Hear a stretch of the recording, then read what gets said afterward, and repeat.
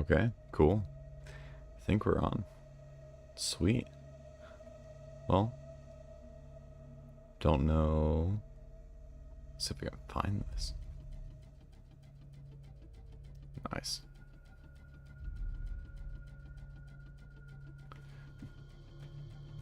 Well, my thought with this whole stream is to kind of explore this space that we have. There's a lot of talking directly at other people.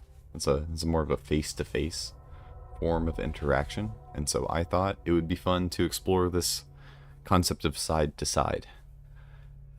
People sitting on a couch, watching a movie together, playing a game. So this was my question, and so I thought, what better way of kind of exploring this than actually doing it. So here we are.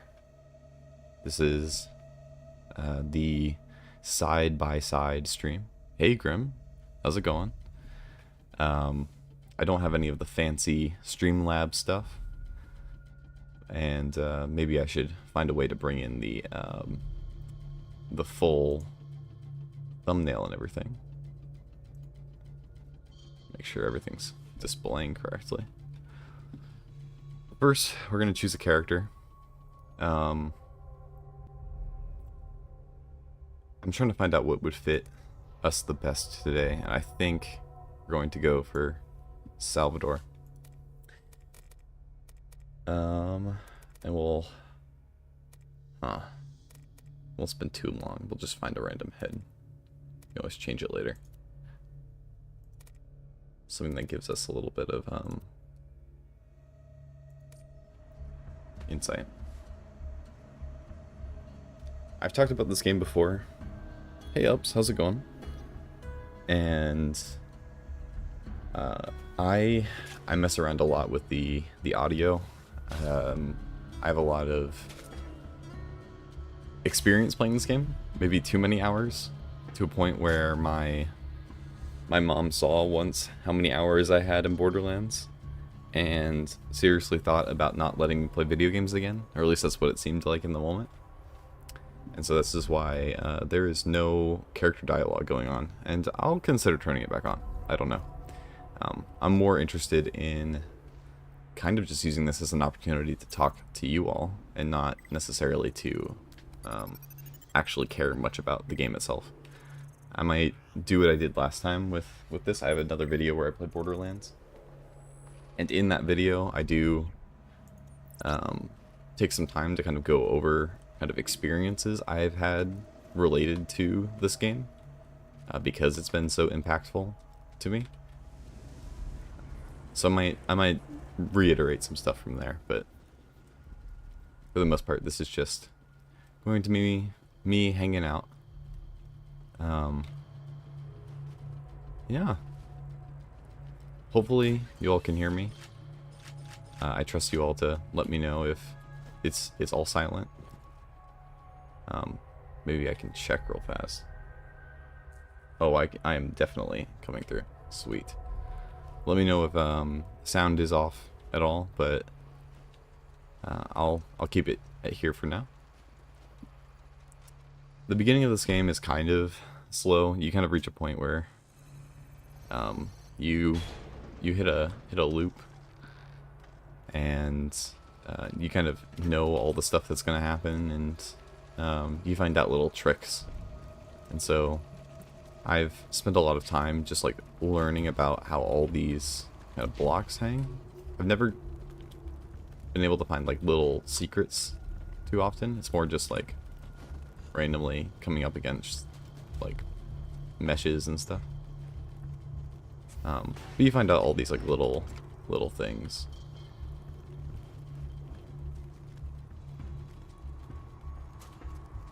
Oh, I'm seeing hi Bubbly, how's it going? Hey Drake. Yeah, I need to get back into playing Civilization. I haven't played in a while. I don't really have many people to play with, and then also I don't think I have all the DLC for either Civ 6 or Civ 5, so I've just never been able to play with the people who are super serious about it. But I've played a bit. Usually what I do is I just dump these weapons early on, just because they don't really, they make the game a little too not easy, but oh gosh.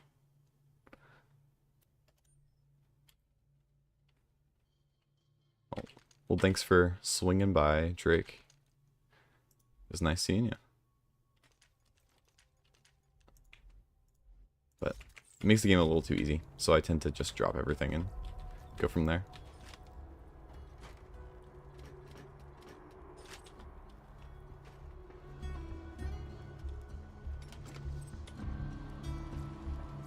So, yeah, I've spent too much time in this room, pretty much. Some close friends who I've just played through this game with a lot of times.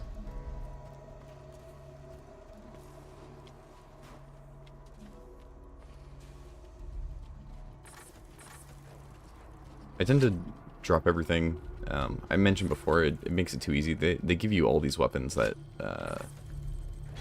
you know, that will carry you through the very beginning, and they're not even that strong, but they're enough that it gets kind of, I don't know, not really worth it. Yeah, I am trying to find, there we go. I do cheese it a little bit. I learned about this a while back, that you can just get a free level early on. Doesn't really change much, but it, you know, it's part of the ritual now.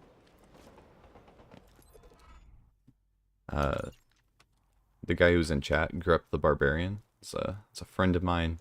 He has a ritual every year of kind of coming back to certain games, specifically Half-Life and Half-Life 2. And if there are any games like that for me, it's this game. Oh no, they're gonna tell me stuff. And so,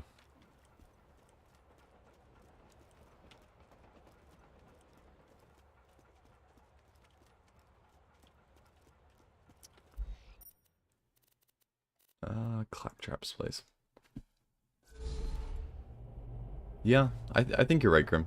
There is an element of just, you kind of look into the, you look at somebody's tastes, and you kind of get ideas about them. Half-Life is one of those games that just, I don't know. I want to go back. I just haven't taken the time to. But he has really captured the meditating on these games and their story, and I don't know. I think there's a bad element of nostalgia. There's nostalgia that can kind of be the muse that's poisoning you, kind of like Boethius. He's kind of saying, "Woe is me," and then there's the nostalgia that I think is kind of going back and looking at your childhood and seeing what's going on. What's up, Neil?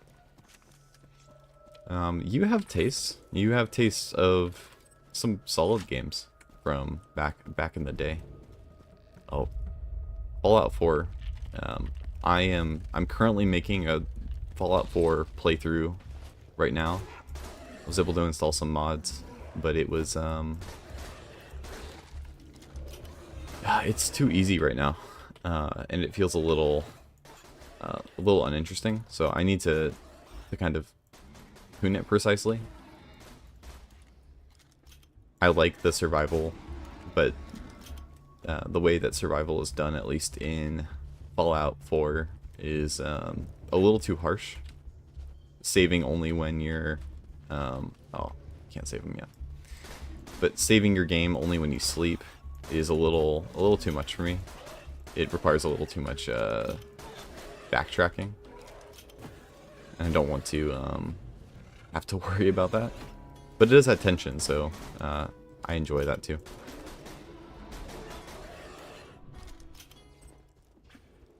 For the most part, this is partially just a test, because I was looking at finding a way, and I'm interested in talking to you all about it, is finding a way to introduce certain games, and maybe doing not even a full playthrough, but just exploring some of these concepts that I think are interesting, narrative-wise and gameplay-wise, and how they execute games in general in a way that captures ideas well. That's a kind of broad way of putting it, but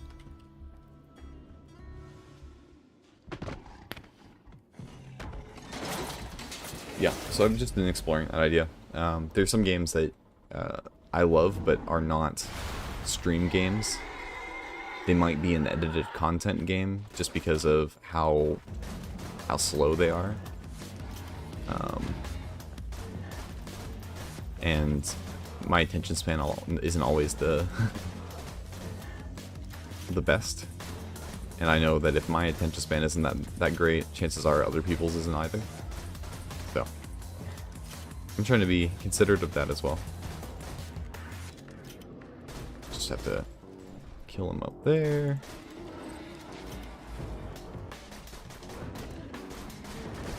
Okay. Dang.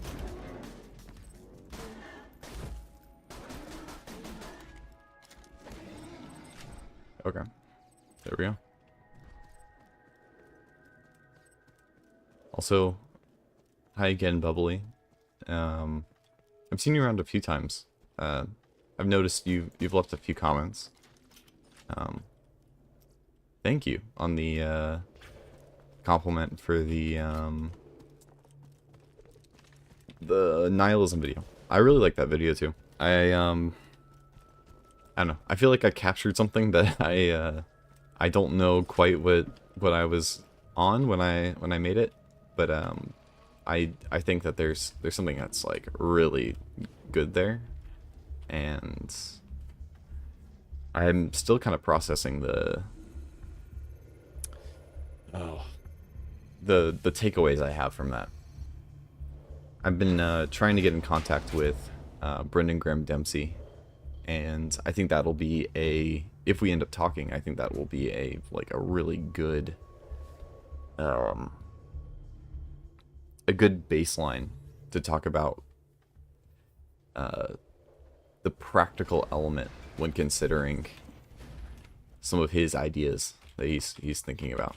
I won't get into it too much, because actually I'm planning on making some videos about metamodernism soon, and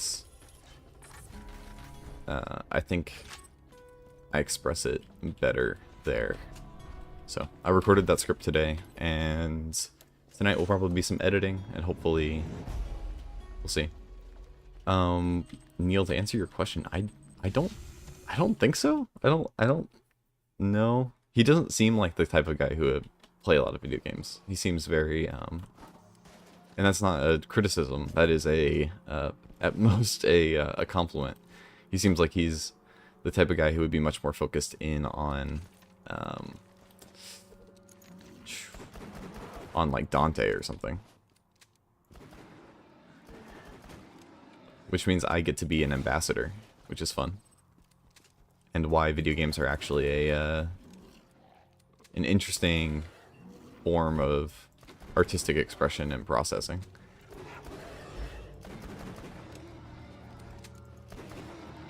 And that's part of the reason why I really like the idea of, like, I don't know, one game I do want to kind of show off to people is Death Stranding.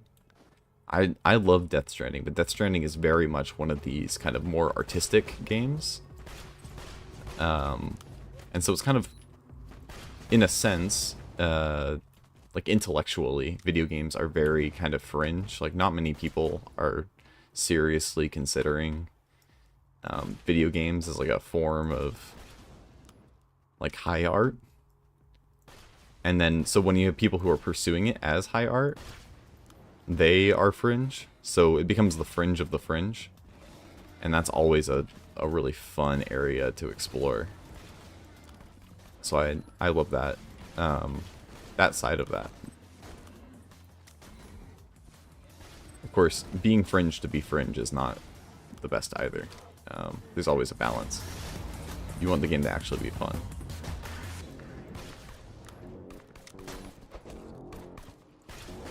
There we go.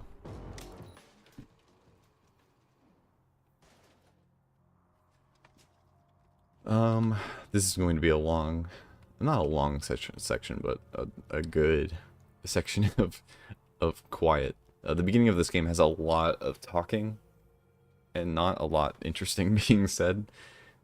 It is if you're playing for the first time. If you're playing for the 17th time, it is very, very old.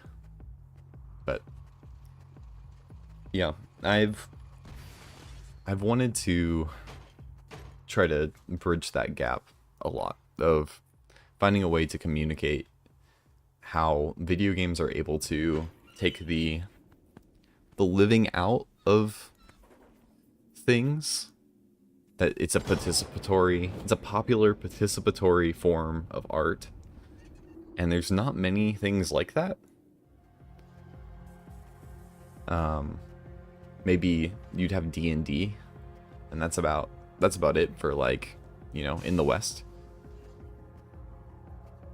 And you know, that's something that I think is missing in modernism and postmodernism, is the participatory aspect.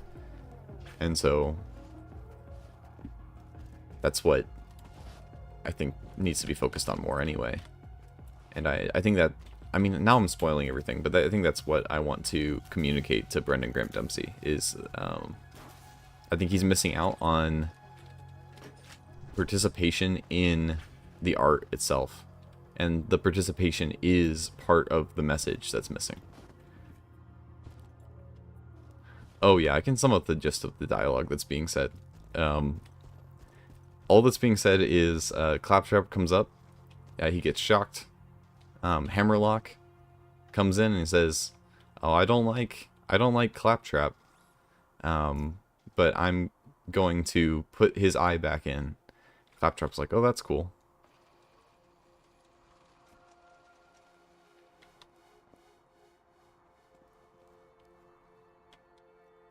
Okay, I will look into what Cosmic Muffet has to say. I think that would be fun. I still need to get in contact. There's a few people I'm still trying to talk to. I know I started talking to Ups, and then I never followed up with him fully.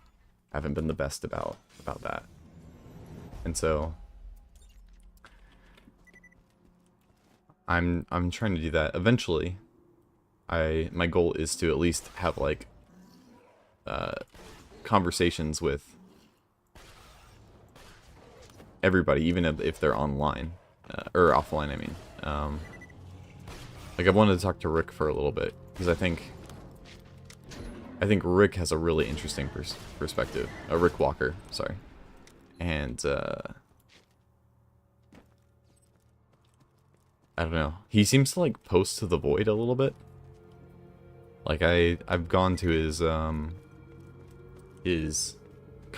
posts, and he'll have, like, he's posting, like,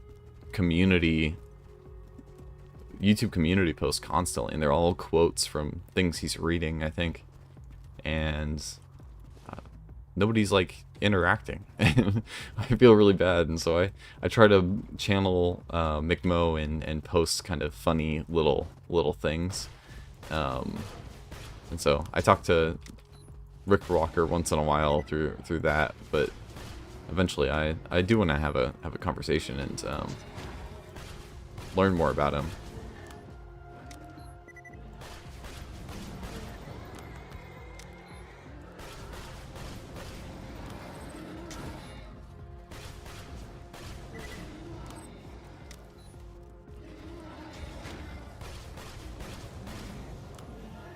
this quest right here involves clearing the town of these creatures, and then you get a gun. I don't think I'm going to focus on many of these quests. I think I'm just gonna have it go on its way. I think it's more fun if you just kind of move past these sections.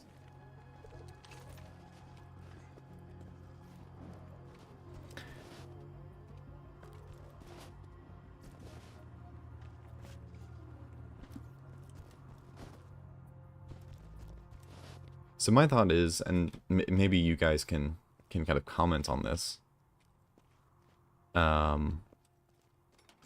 Oh, Jordan Hall. That's another person. I think he would be a great person to talk to for you, Grimgriz. I think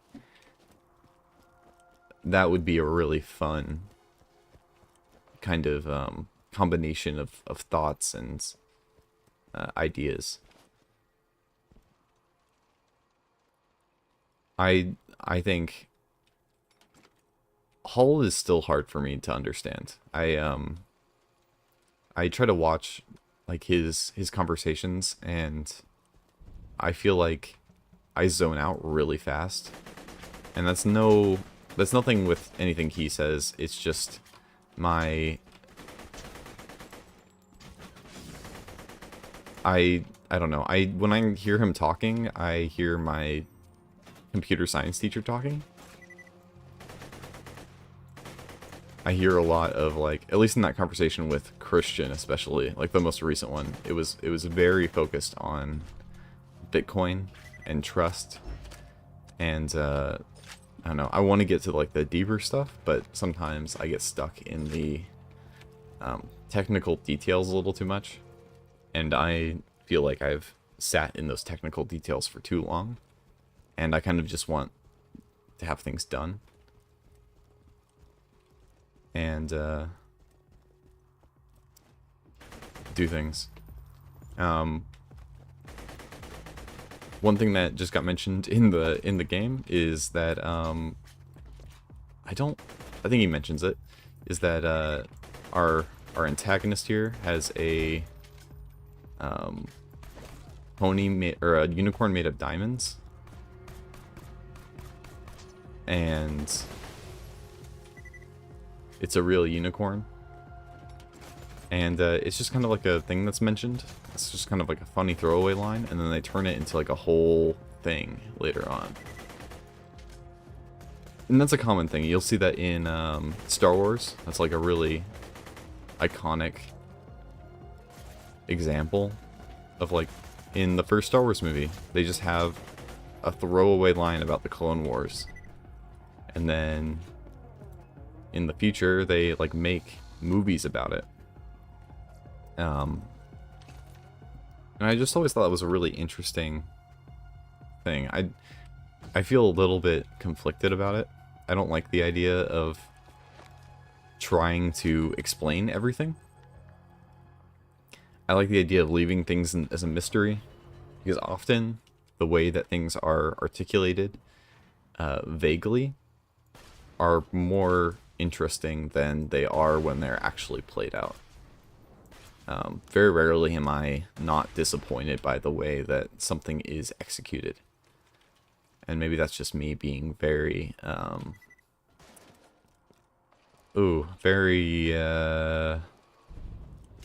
very high standards. I'm not sure. I felt that way, well, I feel that way often, where somebody will describe a movie to me, and my first reaction is, oh, that sounds super interesting. And then I watch the movie and I'm like, oh, that's not at all what I thought it was going to be. And how can I, you know, address that? And I think the way that I want to do it in the future, at least, is to, oh crap, he almost killed me. Oh, that's not good. The way I want to deal with that in the future is to make art using the vague description that someone gives me. And if I can make the art, I can capture what my thought is of it. Then I watch the real thing, and then I am, if I'm disappointed, well, I've already created the art that I would have wanted to see. Not super realistic, but it's happened. Brendan Graham Dempsey described his epic poetry to PVK, and I decided, you know what, I'm gonna try to capture at least the way I would have done that, and I made the twist that I like, and I have a feeling that it's probably way different than the way he did it, but I think it's a fun exercise. Okay, there we go. We're gonna level up real fast.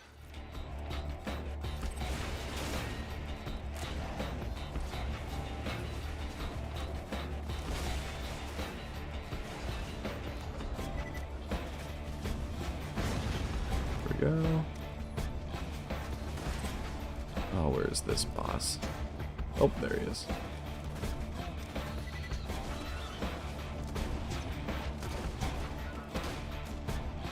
Wow, there is a lot of stuff going on.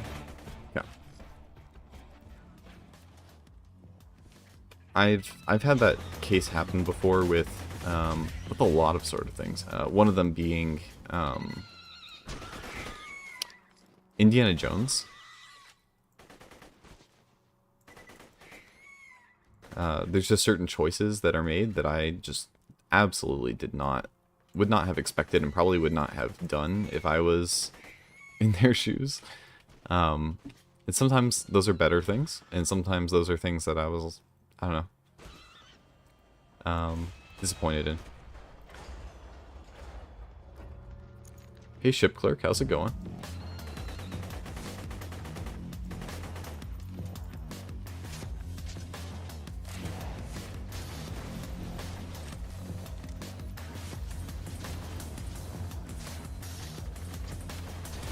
Oh, thanks. Oh, crap. They really did just take my turret away from me. Okay.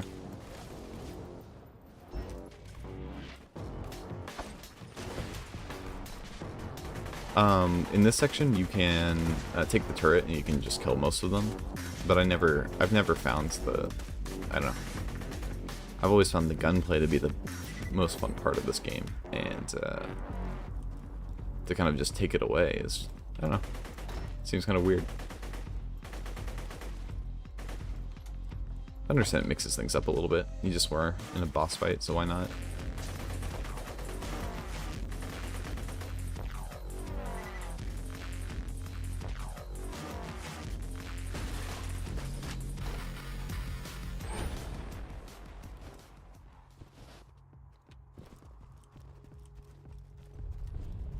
I've always thought this is kind of a really cool layout of having this, I mean, I guess this is a dungeon technically, right? That sprawls all around under this giant ship in an iceberg. And then you get to the top, and then the boss fight is up here, and then you have the exit up the back. Borderlands has some really good design for maps.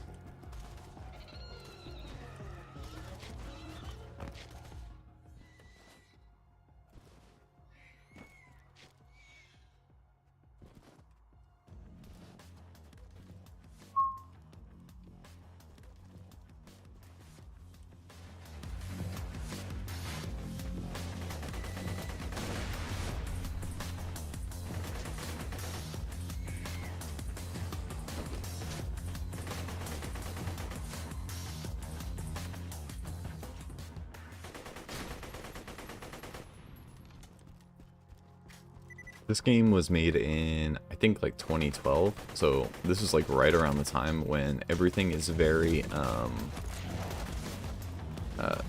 like, we're not gonna be PC, we're gonna like be a little like edgy, and maybe it was a little late for that, but it was right on the verge of that, And so you have a really interesting play going on here where, I don't know, you have a character who is like, I don't know, using like slang and stuff. And then the actress eventually and the writers get criticized because of cultural appropriation. Not even like depictions of like, you know, of poorly depicting anything, but just like, oh, this character is saying X and Y words, and they're a white character. And so you see this like criticism kind of coming out around this game, and it's kind of the start of a lot of this like cultural movement. It's super interesting to see this kind of playing out in right around when this game was releasing, because that whole movement was right around, I want to say, the end of the cycle of this game, and then beginning the DLC cycle. Even though the character was really beloved, there was still that like criticism, and so they had to like mix it up. And the way that they solved it was basically by like culturally appropriating different cultures, not using just one.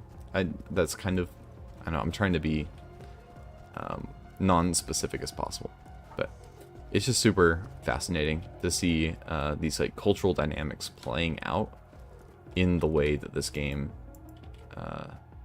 was made.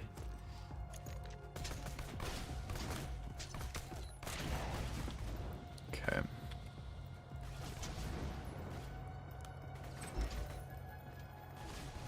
Yeah, I'm always worried about this guy, and this guy's killed me one too many times.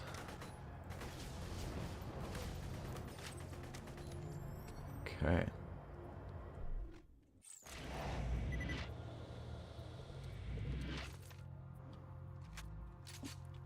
Try this.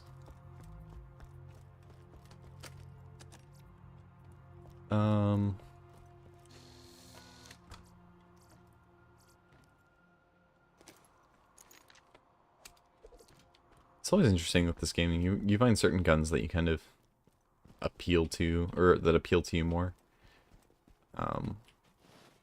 And you kind of get some of that brand loyalty type feeling. Like, oh, I'm a fan of X or Y. The too bad part about this game is that there's not a lot of balance.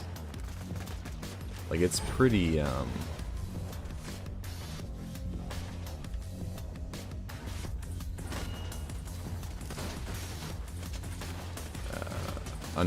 unbalanced. I don't even know how to put it other than that. It's not, there's a few guns that are just not, they're not very viable. And so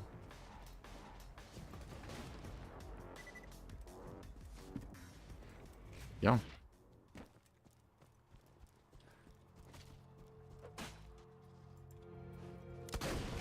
Here we're just saving Claptrap. Really, the game doesn't pick up in story for a while. You kind of are just trying to escape. That's a pretty standard setup for a game. Escape X situation. But with the escape plot, you don't necessarily have a reason for things, right? Like, survival is okay, but it doesn't tend to capture as well. So you kind of have to move it out of that realm pretty fast. Kind of like how Minecraft starts out survival game, but it's moving towards a goal eventually. Like, you have to set your goals. What's up, McMo? How's it going?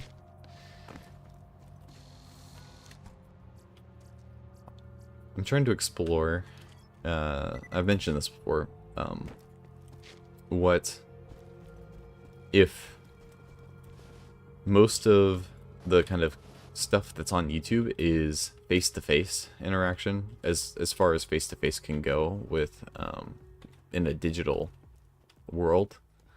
What does side by side look like? and my mind went to video games, sitting on a couch next to someone and talking to them as you play a video game. And and I'm just curious to kind of explore what that looks like.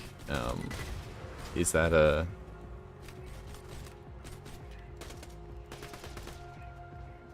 reasonable way of understanding that? Oh my gosh. Okay, well, let's just see if that guy's still down there. Oh, he's down here now.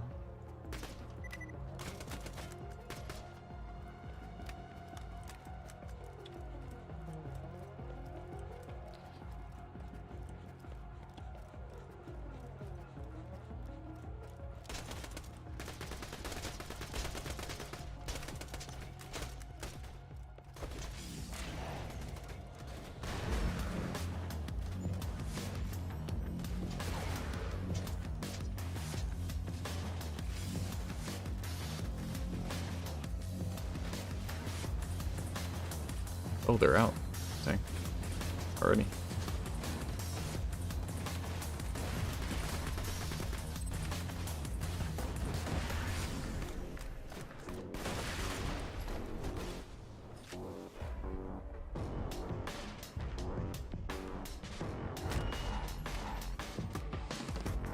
That is a good point. I think there is an interesting case to be made for like co-op, like having people play a game together. An interesting case meaning you're probably right. I'll definitely consider that. There's a few games though I want to show off that are single player. So how does that look like? Maybe it means Streamlabs and doing like a regular stream, but instead of like the main thing being everybody who's sitting there, we have a conversation that is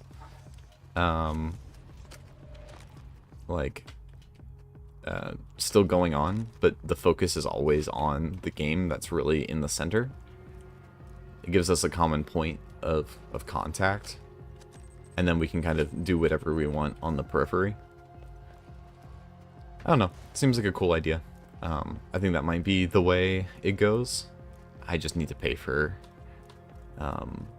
stuff.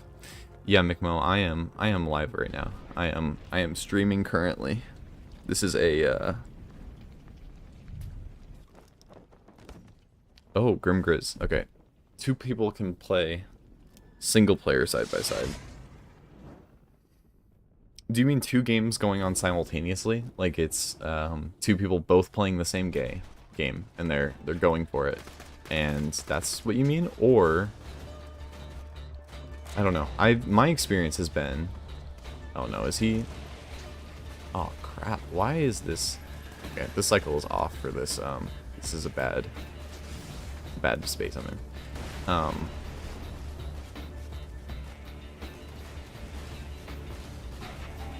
this is not ideal by any means.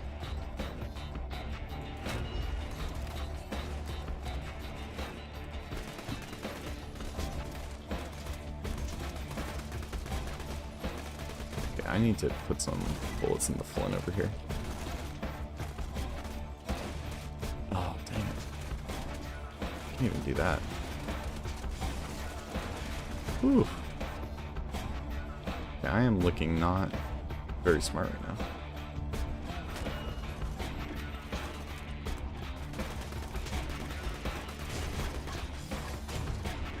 Man, his range is just out of control. Are you serious? Okay. Anyway, for context, his cycle goes, he's basically invincible now, and so I have to run as fast as I can away, but also stay alive. And he has a lot of health for like early on in the game, and so you also have to find a way around that. He lights half the thing on fire, and so he finally like calms down here. But now I need to like find a way to not die, and that means like trying to hit this guy back here, and it doesn't quite work.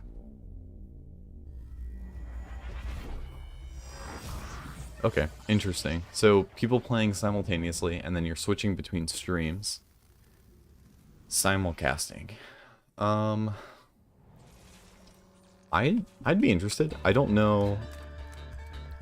The technology feels a little tough for that. I think the idea, McMo, you're getting at with like team games, I think is interesting. I think you could definitely do like there's any number of games that kind of fill that role. Borderlands being one of them.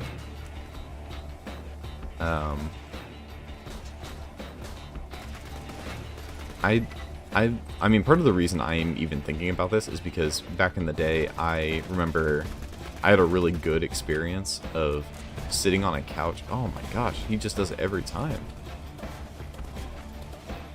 And playing Fallout New Vegas with a friend of mine, and he had the controller, and he might like pass it off every once in a while, and I don't know how that would work out so well. But anyway, he would pass off the controller, and then we would play through like a little bit of the beginning of the game, and we would just like joke around and like do stuff that we normally wouldn't do in a video game, but just having like a space to do that and just kind of goof off was really fun. And I don't know if there's an easy way to replicate that, but if there is, that would be really cool to just kind of experience and do that, even if it's not passing things off, but it's just like, hey, somebody in a call being like, hey, like what if we did this, and just kind of playing it out. I just like the really practical element of all this, and I don't know. So stuff I'm considering. I think it's definitely a lot that's going on there. Man, my inventory's full. I don't really care about that shotgun though, so I'm just gonna leave it.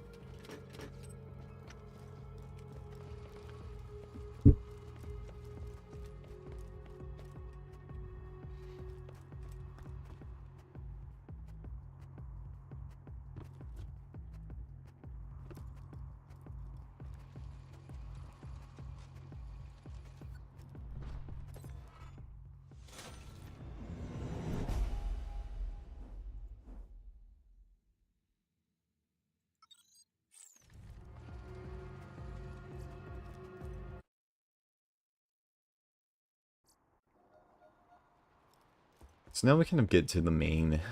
I don't even think we're technically. It's okay.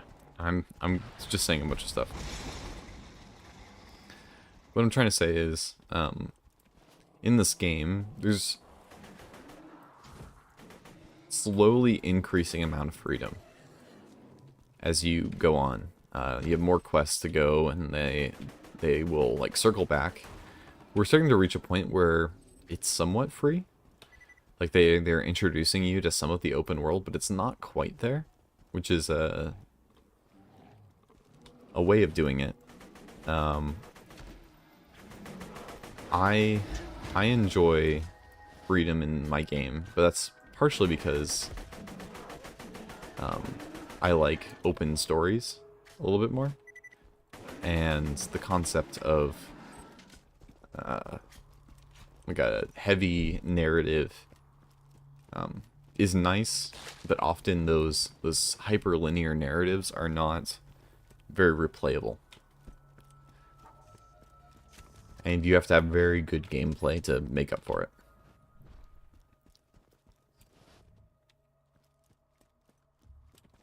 And gameplay that is, I don't know, is unique every time, right? Like, I don't want to play a game and then feel like I'm playing the same game that I did back then. I want it to be either like more difficult, I want it to be randomly generated in some sort, so that something else interesting is going to happen. Borderlands kind of gets around this with both different character classes, but then also having different builds, also having different items. And so you have a relatively unique experience laid on top of something that's a little bit more reliable. So it's not all RNG. Is it like re-listenable? I think re-listenable has depth. So Migmo was asking about is this concept of a game being replayed over and over again, or being replayable? Is it like being like a song, like being able to be listened to multiple times? And I don't know. Like I think there are forms of art that you can like listen to once or experience once, and the first experience is amazing, but it loses power on subsequent experiences of it, and other ones that get more. I think that has to do with depth. But there are some genres that don't fit very well in that. Games that include like mysteries don't work very well. Again. Whereas I think most songs, like the re-listenable, at least in my experience, has been a sign of higher quality.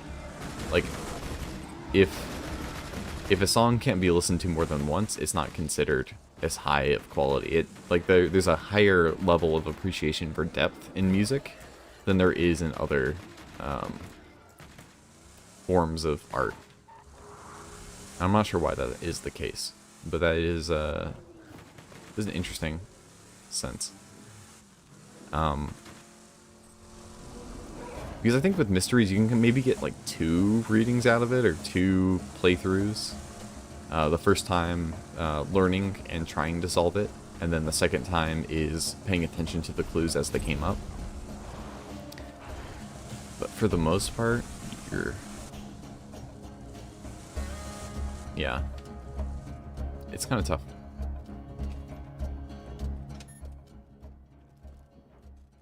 But I'd love to hear your thoughts too. I think there could be definitely a case that like that there is music that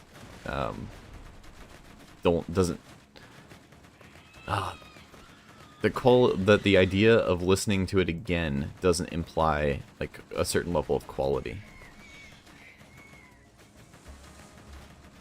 Oh my gosh, this guy.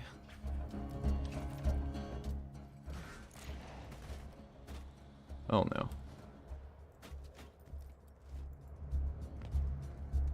Man, he really is just... There we go.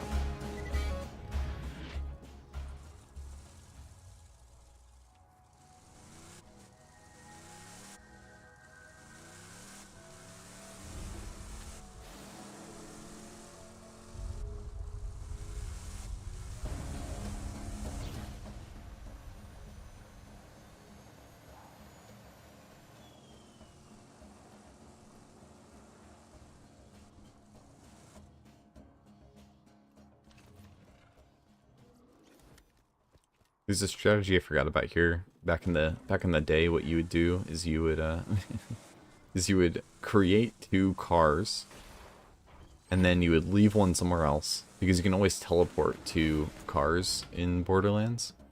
So what you can always do is you can leave one somewhere, just spawns, and then you can always teleport to it, and it gives you an extra teleport, so you don't have to worry about like getting somewhere different. That was always a one of those tricks. I think the creators realized that people were doing that enough, and they actually ended up adding it to Borderlands 3. That's an example of noticing these kind of places where people are trying to optimize, and either you've got to stop them from optimizing if it doesn't match the vision, or you've got to incorporate that optimization as part of it. Because trying to find like tricks like those are usually a sign of bad game design. You want to I think there's a certain level of like not making everything feel intentional, but everything feel like reasonably integrated.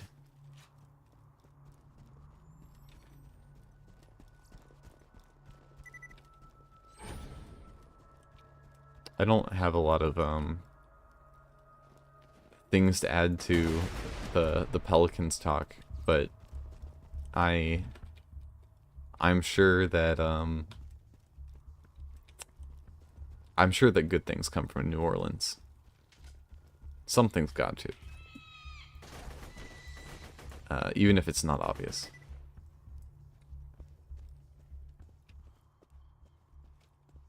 And even if it is very hard to see. My dialogue is off right now for the game. And so we just learned that something got stolen. We have to kill some people to get it back, and then we need to go back to town. So this is the main basis of most games, and Borderlands is no exception, is the fetch quest. You need to go over here and kill some people for this thing. So do it. And, oh. And so there it is. So we could stay and kill people, or we could leave. And, you know, it really does not change much either way. And so it depends on what you're looking for.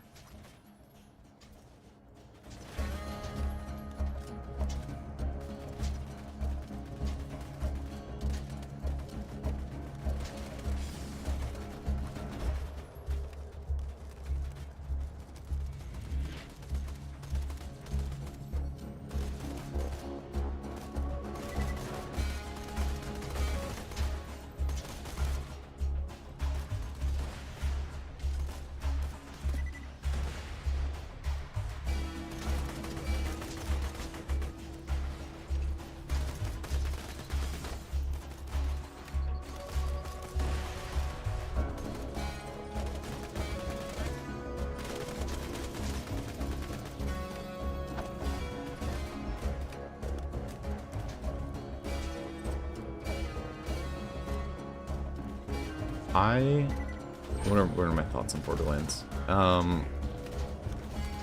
It's a fun one. I recommend playing Borderlands.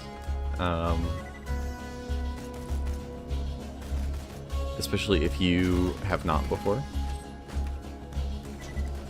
I don't know if I would recommend playing it as much as I have. And that has been kind of the history of most games I've played, is that I've played, like, spend a lot of time in. If you play a game enough, you sometimes have a hard time noticing the good things about it, and you get stuck into it. I've never, I don't know, my tastes have always been kind of pretty narrow in terms of, like, things I will play or, like, watch or whatever. For example, I never really got into, like, sports games at all. It's just never a thing that interested me too much. I tried a little bit back in the day. I played some of those old, like, PlayStation 2 basketball. What was it? Like those backyard basketball games. They were okay, but it didn't feel, I don't know, mechanically deep enough. I've always yearned for mechanical depth in games, and having that, like, unique experience. And really what I wanted was an RPG, and I never really realized it. So when I finally started playing RPGs, I was like, oh yeah, this is exactly what I was interested in. Yeah, that must have been what it's called. Backyard basketball. My first games were some of those, like, PlayStation 1 games. I played, like, Spyro pretty early on. I remember sitting in my parents' room, um, and playing on a TV, like a little TV in their room, as like they're getting ready for Easter or something. And oh, see ya, Mikmo. And I just remember, playing Spyro, playing this like a Lego mining game for PlayStation 1, and then eventually I played Lego Star Wars with my father. And that was a core experience of mine. It was I don't know. Some of the earliest video game memories that I have.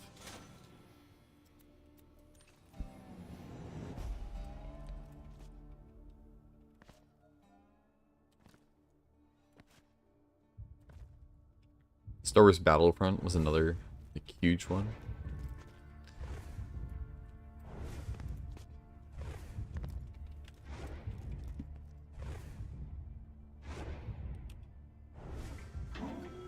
And I remember there's a few times where I would maybe not quite get in trouble, but my mom was very protective of us in certain ways of like what content we were consuming. I don't really like the word content, but I guess that's apt enough. And I remember she once heard my brother, who was probably, in elementary school at the time, and he was saying something like, "Oh man, I should have thrown a grenade," and my mom just kind of dug into my dad a little bit over that. And it was a moment. There was also a section of Marvel Ultimate Alliance, either 1 or 2, I don't remember. We got our hands on that. We started playing that a little bit, and there's a whole section where like you're in hell, trying to save some characters, and my mom saw that our character, like we were playing, and there was like pentagrams on the screen, and she like kind of freaked out, and we were told that we like can't play that game anymore. And I remember that was like, I don't know, that was just another one of these experiences.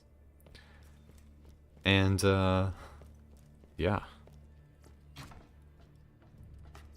I don't know if I ever like, I don't know, I was never like mad about that, or like even tried to like subvert the guidance of my parents. But that's sure, like, I don't know, there was a fear there, like, ooh, I don't want to rock the boat too much. So I didn't, and then as I got older, like, there was a little bit of a pattern there.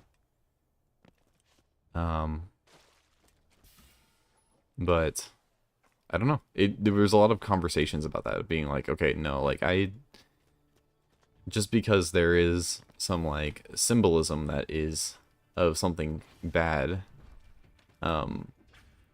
communicating to my parents that like, no, I recognize that like this is bad, quote unquote bad symbolism.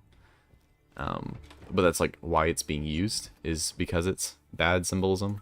It represents something evil, and it's using that as a foil to like what you're fighting. And there's a danger to that, but there's also like, that's kind of standard for all symbolism. To answer your question, Ship Clerk, I have not played any Star Fox, I don't think. I played a little bit of it in like Nintendo's like built-in emulators on some of their systems. I played a little bit of it. I never really got into it too much.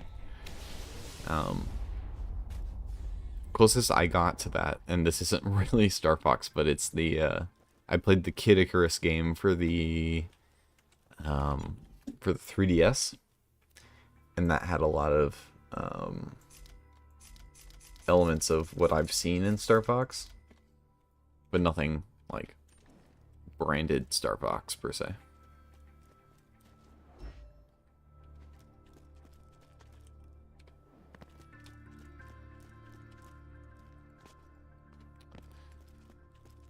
Over here we meet some characters, and we're going to slowly kind of go through all these cutscenes that I don't remember if we could skip.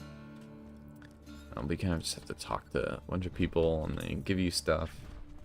Because there's been this historical kind of thing with video games where there's a need to split things up. To say, like, okay, we can't have the action be at 100% all the time. So what we're going to do instead is we're going to have them kind of relax, do something else for a little bit, give them a chance to take a breather and kind of move away from the action. But when you do that,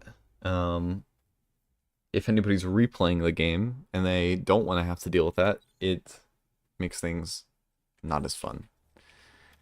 And that has been my experience with, Borderlands. That's why I had to wait for an update to come to Borderlands 3 before I would replay it, because there were no skippable cutscenes before. And yeah, that was just that's just part of the way this all works. How do you make an experience for everyone? That is a really tough question. And you don't want people to, like, miss something unintentionally. So, how do you do that? Sometimes you have to make choices that are going to make some people more frustrated and some people less. And that's just life.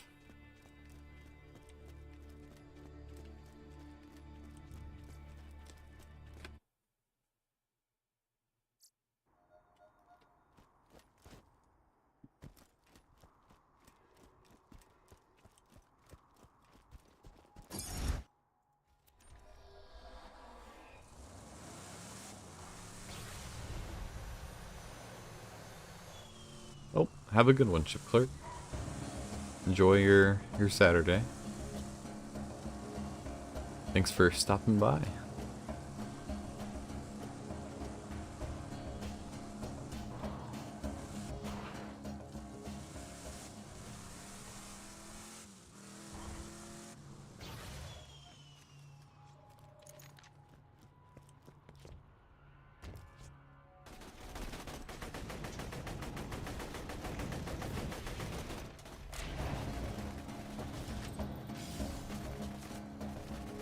Point where probably getting better weapons is a reasonable route to go.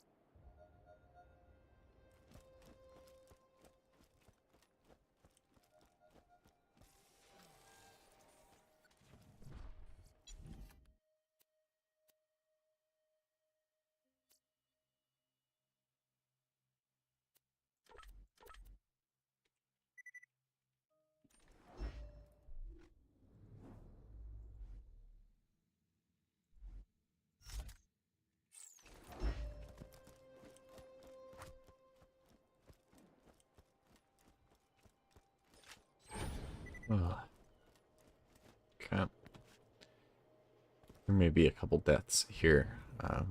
I'm little behind on weapons, and so we are... Yeah, these are level 9s. Okay. We are going to do our best, but...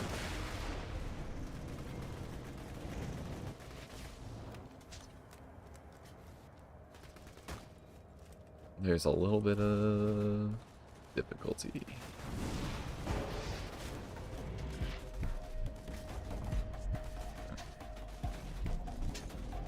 Okay. Let's see if I can catch. One thing that's great about Borderlands is environmental interaction. At least there is some of it. I've always been a big fan of using environmental variables. There's the Divinity Original Sin games, made by Larian. They were the makers of the new Baldur's Gate game. But before that, they made some great CRPGs.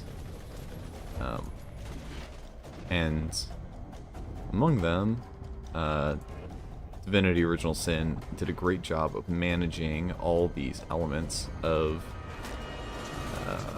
dang, I need to get out of here. I need to get out. Out. Come on. Okay. Of managing to deal with, like, oh, different surfaces, and how does a fire surface interact with oil, or any of the other, like, elements that you might interact with in the game. And allowing for different ways of processing these fights. Like, fights can be very different. Even if they're the same enemies, you might fight them differently in a different place.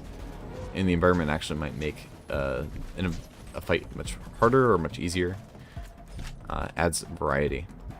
And so I really like mechanical depth. I think mechanical depth is one of the things that I think needs to be prioritized the most when making a game. Of course, I am no game maker, but if you can get a variety of mechanics working together, all you have to do is create scenarios to use them, so you don't have to worry about other pieces.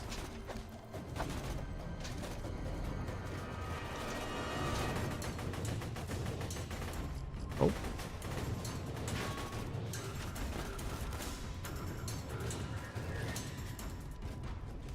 But getting all these pieces to work together is another problem entirely. And that is one of the hardest parts about coding. I don't know why he was chasing me. That felt like a little targeted.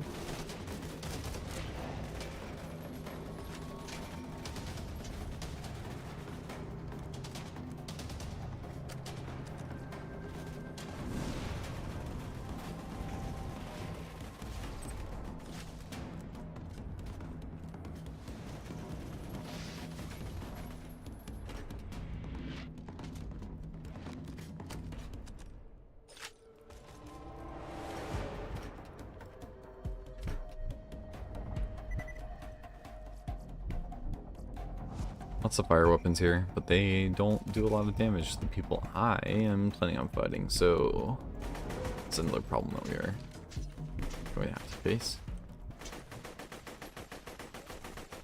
Just waiting for the next good gun to pop up. You kind of learn all these little bits. There's a path up here that leads to a secret. Not too worried about that right now. There's a chest up there. Maybe it's worthwhile. Who knows? Maybe if they spawn, they can fight each other while I do this. Less to deal with later.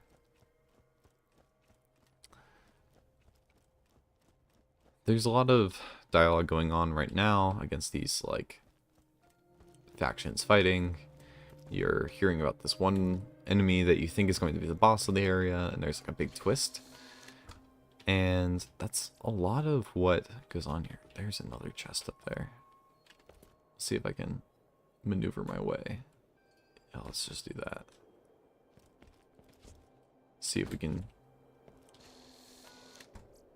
scam for something better. Dang, just so much fire. I don't want fire. We'll just go ahead.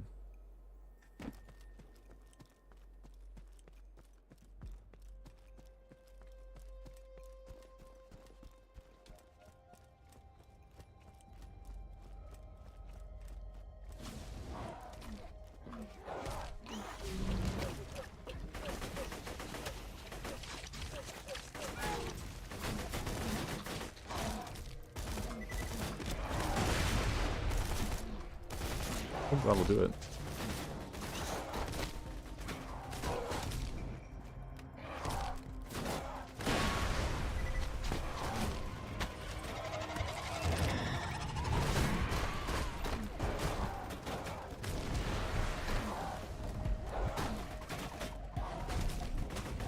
Oh, yikes, yikes, yikes, yikes, yikes, yikes.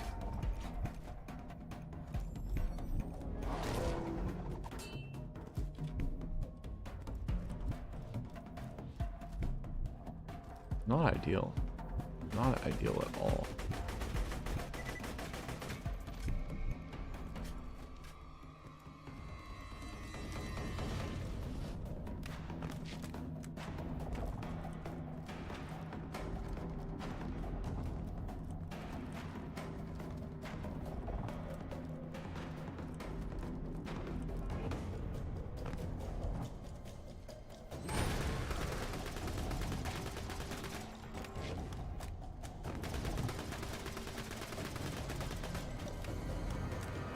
But yeah, see, this environmental interaction I think is pretty interesting. Just to use these barrels that will weaken an enemy, and then using them. Oh gosh, come on, come on, come on, come on. Okay, thank goodness.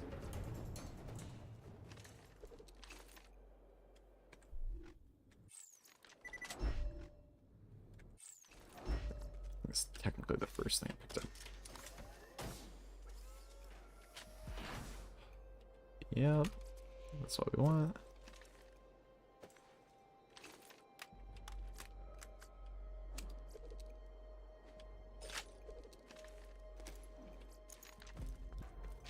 Nice. Okay, cool.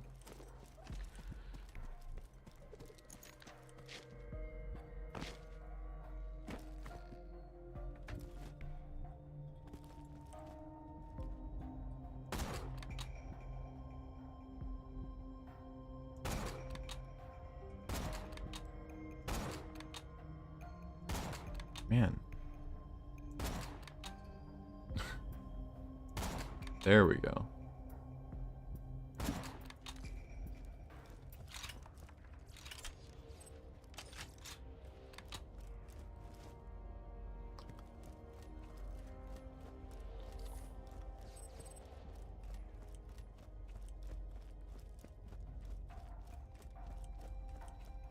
So this whole section, I think they made some interesting decisions with like the enemies they put here, because they end up putting like two of those really strong enemies. They put another Goliath here? What the heck?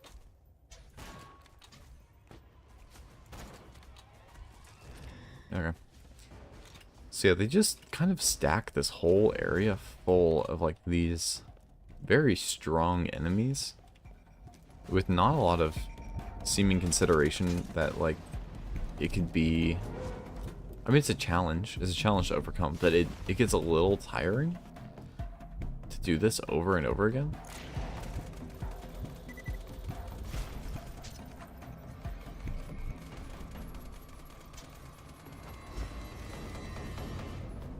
Luckily that wasn't too hard, but you can see that, like,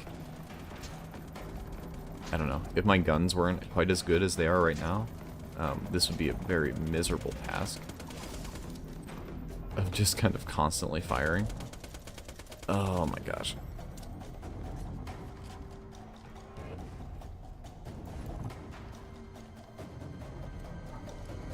Oh, I thought that would tumble down again.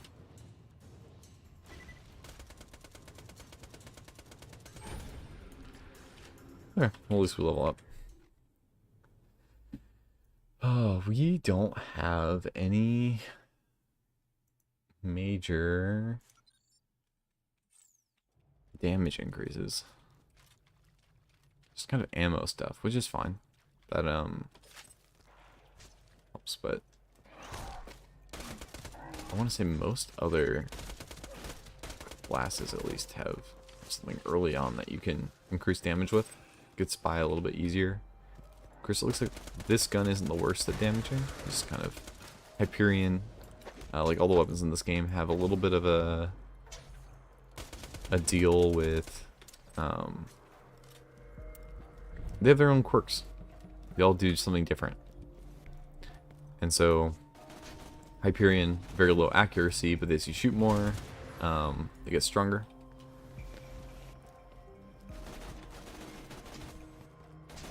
Man, they are. I just remember this area. It's just like it's very intense. Like the amount of enemies that are all kind of centralized here. This is a very intense section in the beginning of the game.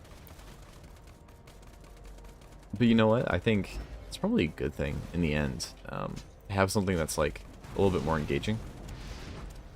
The flow kind of sticks for a little bit longer.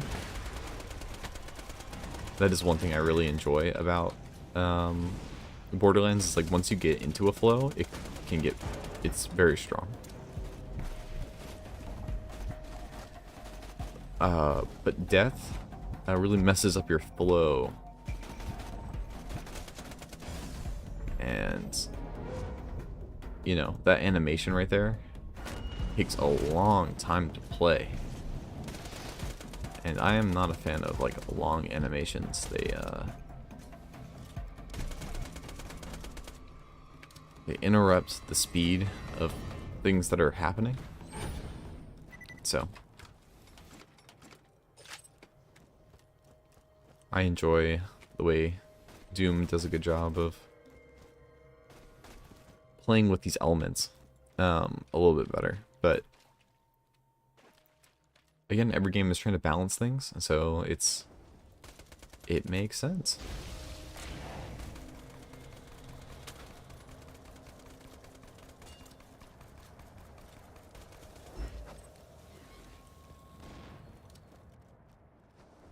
Yeah, they send like 5 of these guys throughout you at you throughout this whole thing. I want to say like the number of badass psychos is up there in this area of the game. Like you keep finding them over and over again. It's a lot. Oh, yeah. I'm remembering a little bit of like the movement mechanics of this game are very iffy. Dang, okay. I'm always worried about making that jump. That jump is kind of hard to get right sometimes, and you can just die and have to restart. So just keeping moving is pretty nice. It's a pretty long fight here. I find it interesting. It's cut up by these like very, I mean, I hate to say it, very boring interactions with Lilith. Of her asking you to grab random items and do stuff for her. And so the faster this part ends, I think is better.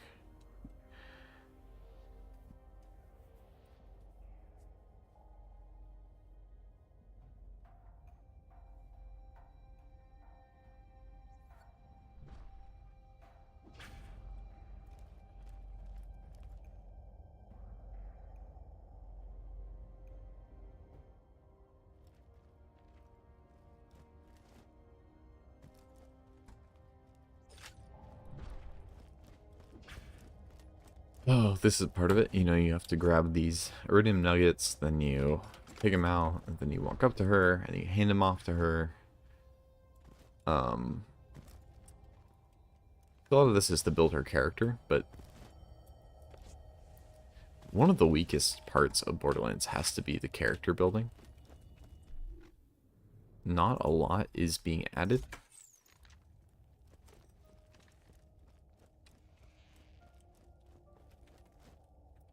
But the comedy of this game is pretty good.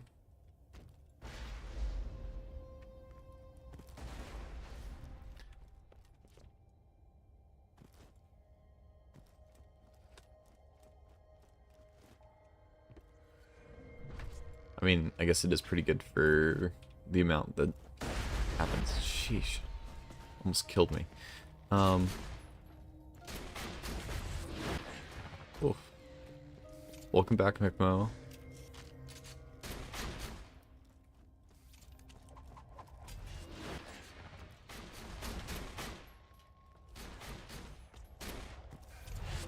She does basically kill everyone, which is kind of nice, but it does kind of get in your way of doing stuff.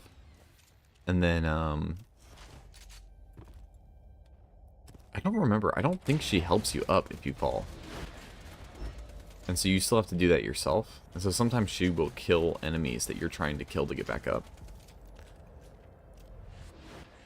But this is one of those fights where you don't ever really lose all the way. So, that is nice. Is she gonna need another one of these things? Or... oh, okay, good.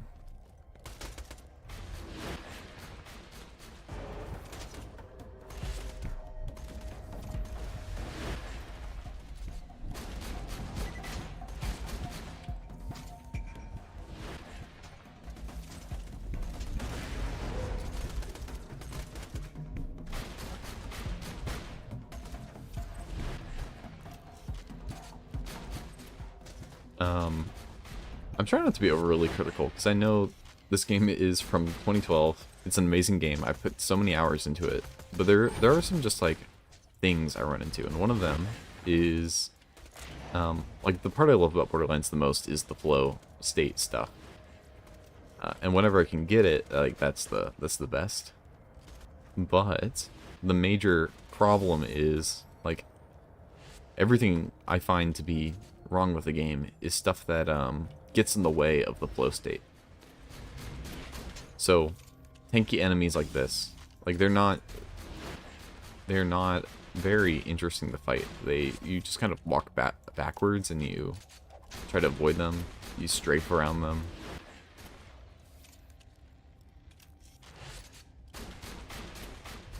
And then they just tank everything. It's a little, I don't know. It's a little silly.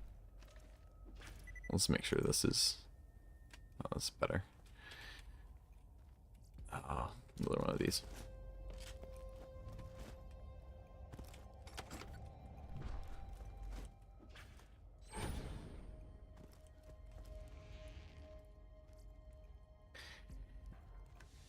Oh, so we go through a cutscene here.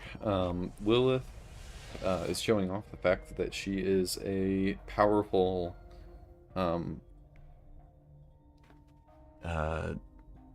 siren, basically a witch, sorceress, something.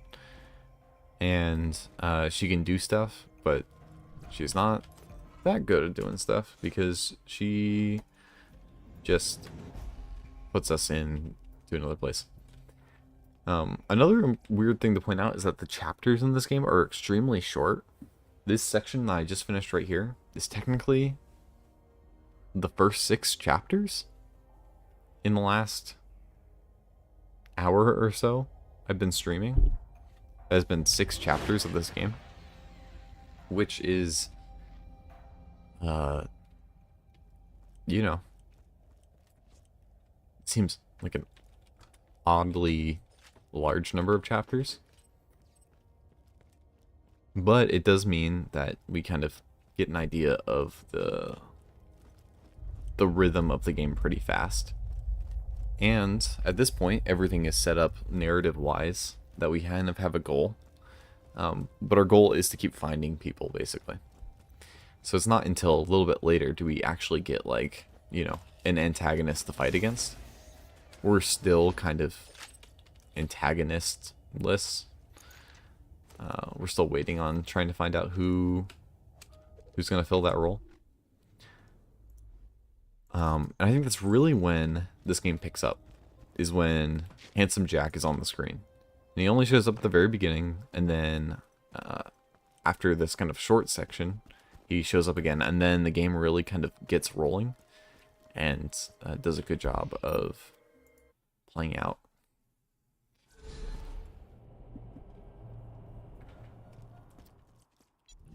So another thing is, there's an interesting way that this game does... sorry, I always am curious. Okay, I think it's too far. This game does... the story kind of moves on its own, and it's your job to kind of go back and look for side quests if you want to play them. And...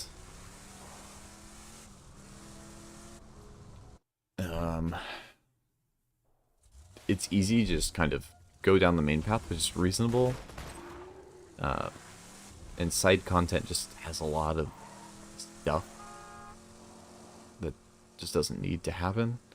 Like, for example, here, we come to a whole new area. We honk at this gate. They get mad at us. They send a bunch of enemies at us. And then we leave to a whole new area. Like, that's it. Like, that is that area. For the purposes of this game, this section of the map is used for very little. Basically a fight before you enter a bigger area. There really is no need for separation unless you consider all the side content that comes through here. But we finished it. And so, come over here. Oh, crap. Okay. Come over here. And we don't really care about finding anybody right now, so we're just gonna keep going. At one point I've thought about this for a lot of games, but like, you know, you ever get into a game enough and you're like, oh, I want to do something with this. I mean, that's kind of what I did with Fallout New Vegas, of like trying to make something out of it. But one of the major ways people do things with games is that they speedrun them. But the problem I've had with speedrunning as a concept is that speedrunning is the I don't want to sound too off on this, but like it's like the most modernist attitude towards art possible. Like there's skill there, but it's all about optimization. It's all about yeah, Big Mo. Yeah, Ellie has some interesting character design. We'll say that.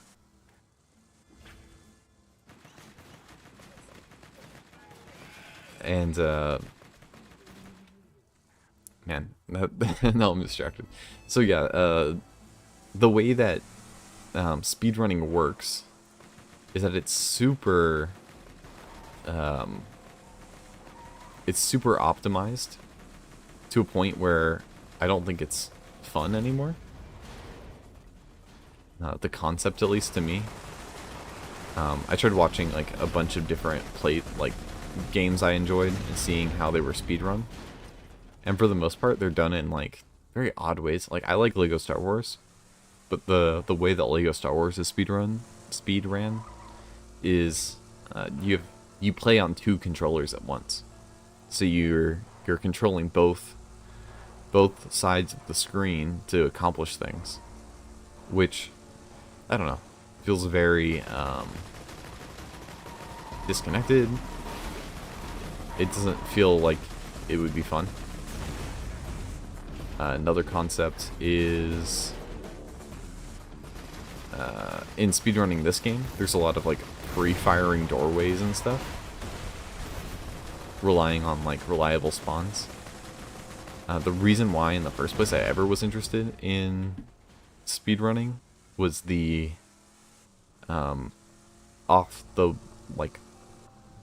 the quick thinking aspect of like, okay, adapting to situations. But speedrunning is all about making things efficient and optimizing. So if you're not optimizing, then you're relying on RNG, and that's not ideal. So finding a way to do like personal challenges are ideal.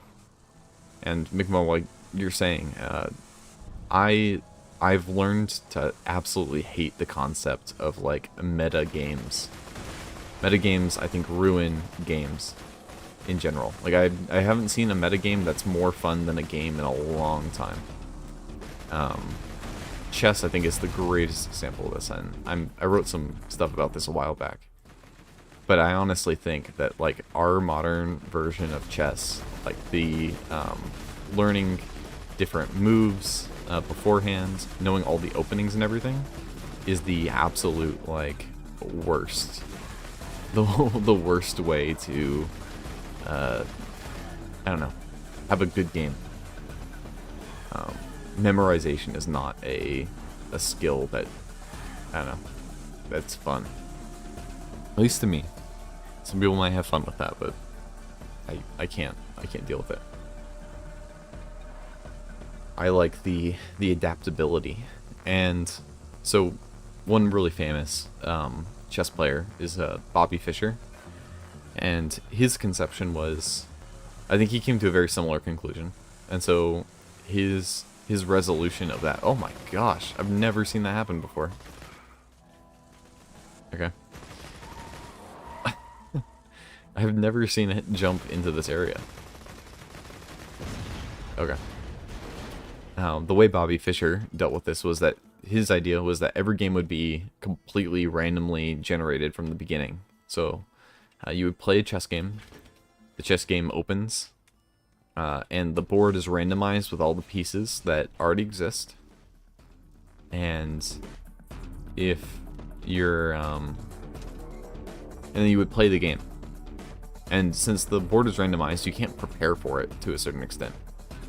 And so you can avoid any of the opening issues. You have the same closing issues. So the mid game is the best part of chess.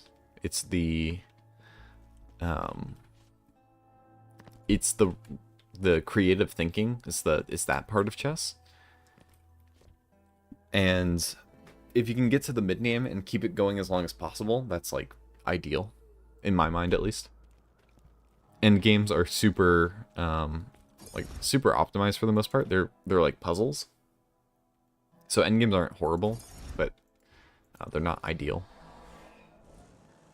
And his job was just to try to destroy the opening game, because there used to be very little opening theory, but as soon as there was a theory, then everybody just got really obsessed with it.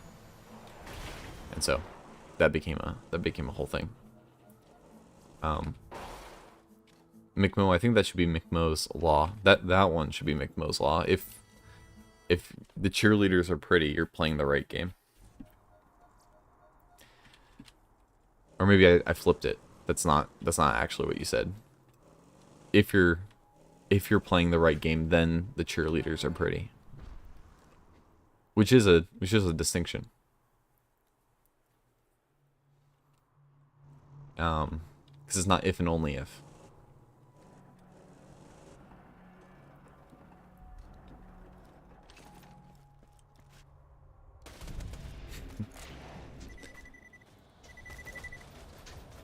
Oh.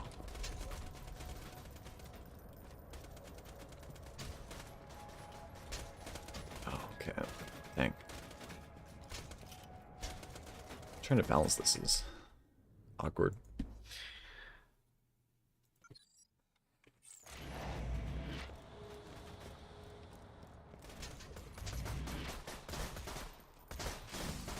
Oh my gosh. I will hit some bullets eventually. At least that's my goal.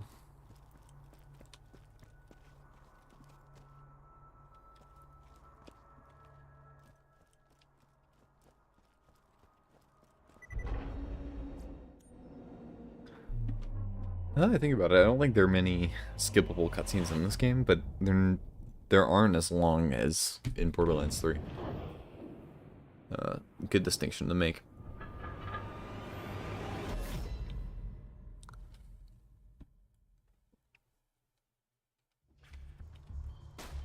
Oh gosh.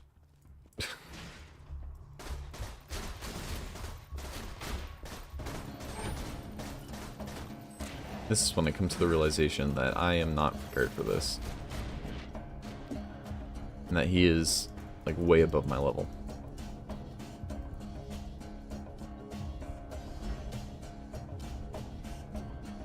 And there's no way to do that. So, and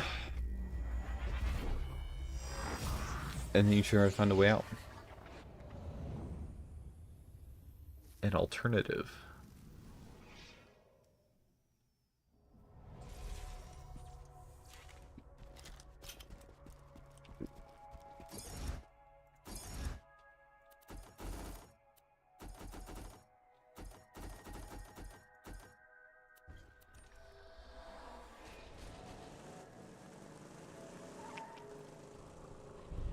This is where you try to find a way to level up at a reasonable speed that won't resolve in any major issues.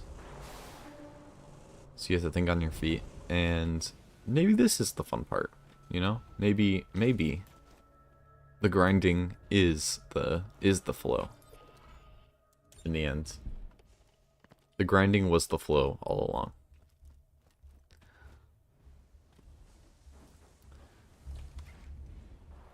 Until you realize that there's just like random crap that they want you to do.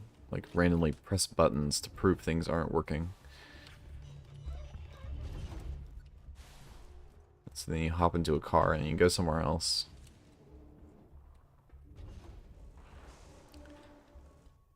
The real question is too, I haven't had any cheerleaders in any games I've played. And so, have I always played the wrong game?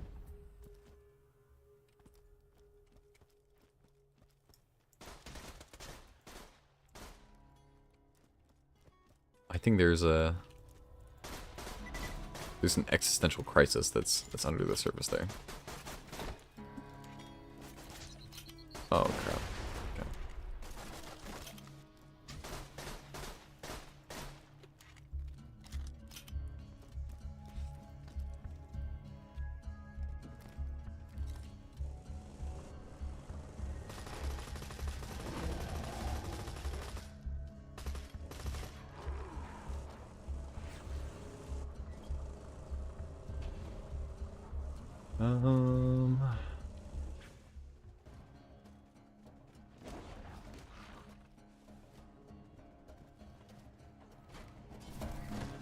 And part of me is very sad that I can't, and maybe somebody will correct me. And I still think I'm right on this. That I can't play the music I want to play on YouTube. Because right now, like, I wouldn't mind showing you all what my normal experience is playing Borderlands, but for the most part, it is playing like early 2000s emo music, specifically Circa Survive, and having this go on in the background, and it's really just an excuse to like travel back to 2018 and earlier and do that. Maybe I can show off a little bit of like, there are a few games that I just spend a lot of time playing overall. One of those is Dark Souls 3. I've done a lot of that in the past.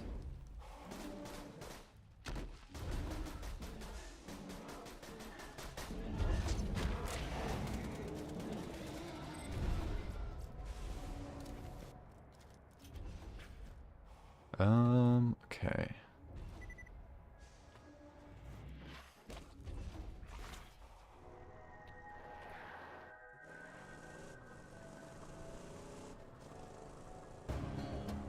I will say, McMo, if you ever do end up playing Borderlands, let me know.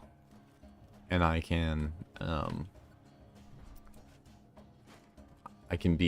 be happy to join and play multiplayer with you if you're interested.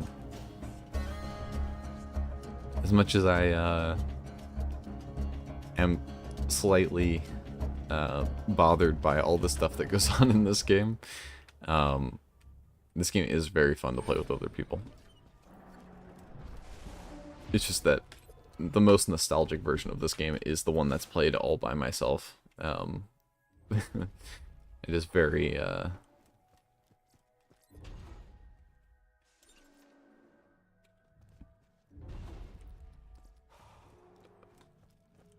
lonely is not the right word.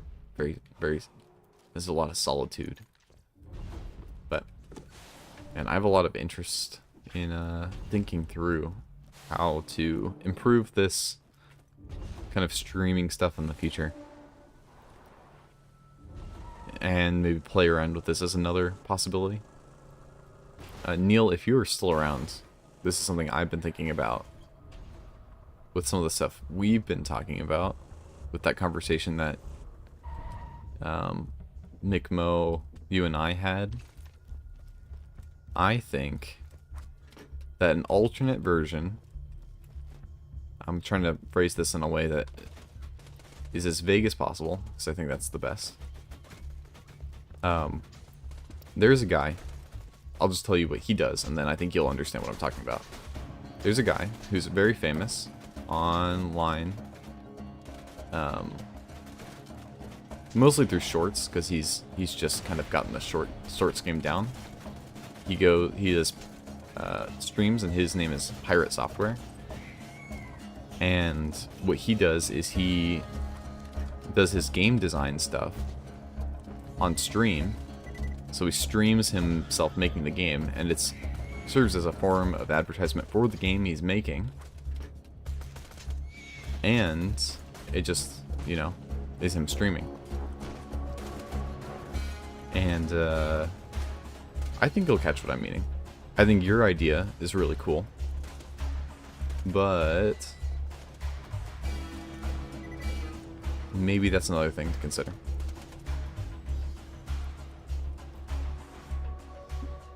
Yours is probably better, but I just wanted to like put it out there. It's a possibility. Because I think game development streams are not something that a lot of people consider. And so I'm thinking about maybe trying to do that with just like a personal project or something, and just see how people connect. I know Kai sometimes is a guy who watches my videos, and he's posted a few comments. I don't know if he's here right now. I don't even know if Kai is a he, to be honest. So I'll just say Kai. But Kai has talked about being a game dev in the comments of one of my last videos, and I think it'd be cool to explore some of the development stuff and not, I don't know, be talking out of my ass all the time. Must the streamer have a name and a face? No, not necessarily. You could do it without that. But there's a level of lost mystery there, maybe. That's maybe the question. Right? Is that mysterious enough to be behind the curtain? I think I think there's a level of exposure that usually comes with being back there, but maybe you could strike the balance somehow. I don't know. I think it's a cool idea, but I don't know how it would work out perfectly.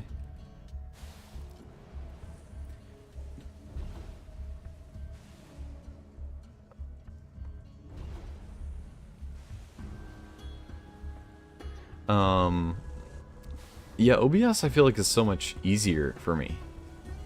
I think it does everything I need it to. I'm sure, and maybe Grim Grizz knows this a little bit better than I do, how to maybe combine the two and take benefits from both.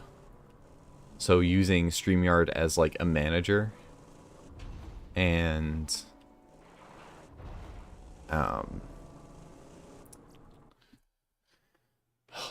StreamYard as a manager and OBS as your individual recording, and using it through there. But I'm not sure. I'm not entirely certain on how that would play out.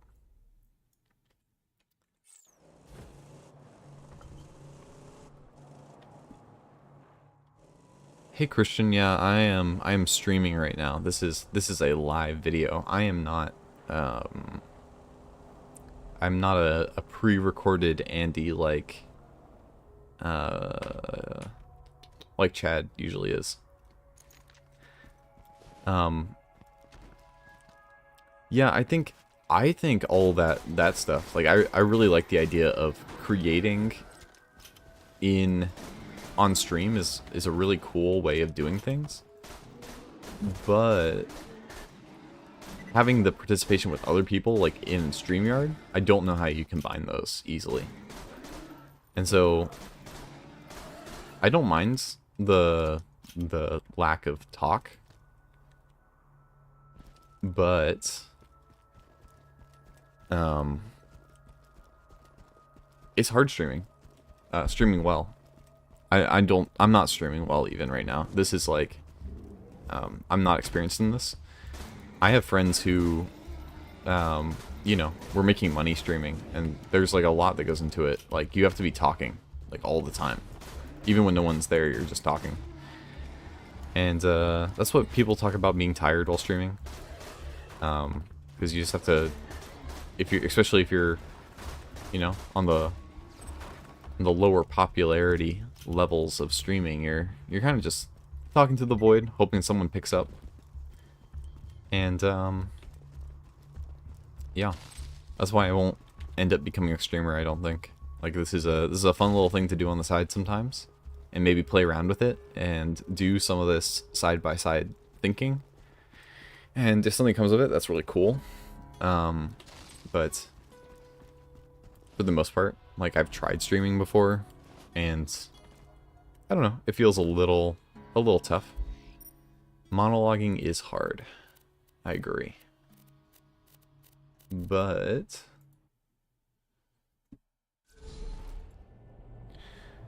yeah, I mean, okay, so this is the thing. When you're talking to the void, you face a problem. First of all, there's no editing. So whatever comes out comes out. And so if you're really honest, that's great, but people can take your honesty badly, and they can edit that and use it however you want. It's the problem that, you know, Joe Rogan gets into, because he just sits in a room with another person and just talks, and then forgets the camera's there, and then he can say something and they're joking around and having a context to like what they're talking about. But, you know, people can take those clips and do whatever they want with them, and that's fair. Christian, this is I think this is considered mostly cell shaded. I think that's what it is. I don't know if it's what else it's technically like mixed with, but it's a lot of cell shading. That's why there's so much outlining going on. But yeah, when you're monologuing, right, you're also like, there's no editing in the sense too of like salient points. So you're kind of talking out loud. I think that's why Grim does a really good job as a streamer of splitting up his stream in a way where he can capture these salient points and keep it onto a schedule, right? It doesn't blow out into like an 8-hour stream that just kind of goes on forever. He's actually like curating as he goes. He's also planning on what he's going to talk about, versus improv kind of will go over the same things over and over again. You see this with Ludwig, because he only has like so many stories he can tell. He's another streamer if you're not familiar, and you know, he likes telling stories on a stream, but there's only so many stories that, you know, you have as a human being. And so sometimes you have to like make up stories if you're doing that for a living, which I don't think is ideal. That's why I think Thinky Talky Space is helpful, because then you can just talk about ideas, and then you find something that's interesting to you and you just talk about it. But then we run into the mammon problem, because what if your audience isn't interested in that? And so I don't know, I'm rambling, but that goes into it too.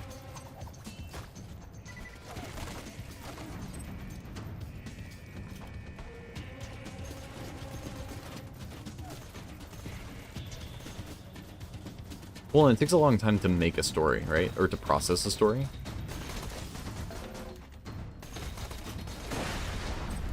And they're just, unless you're doing that 24/7, which, first of all, I don't think you could, again, I don't know if you could mammonize story making about your own life. Like, you can mammonize story making, like, people do it all the time, but, oh my gosh. Come on. Come on. But like reflections and doing that. You basically become a preacher.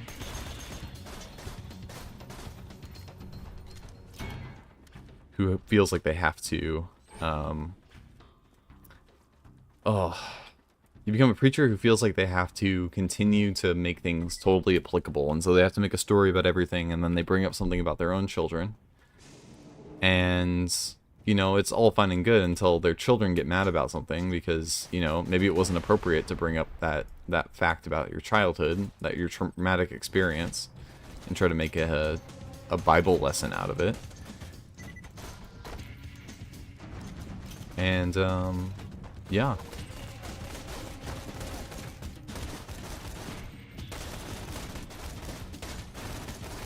Ooh, this is just... This area of the game, I think, is top tier. This is like the flow central. You just kind of just go.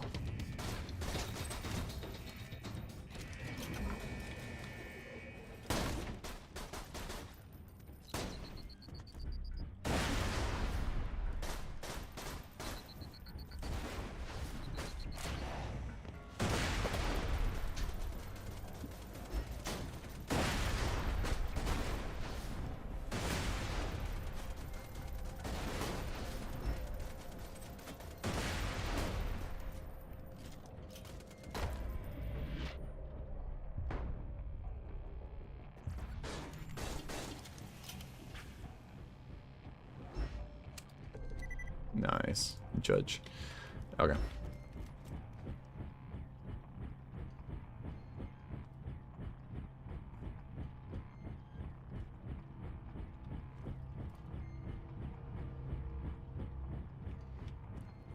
Sorry, I was trying to catch up with everything that was being said. Yeah. Streamer to preacher pipeline is, I mean, it's not a thing, but, you know, it basically is. Okay, this is the hard part, getting those critical hits.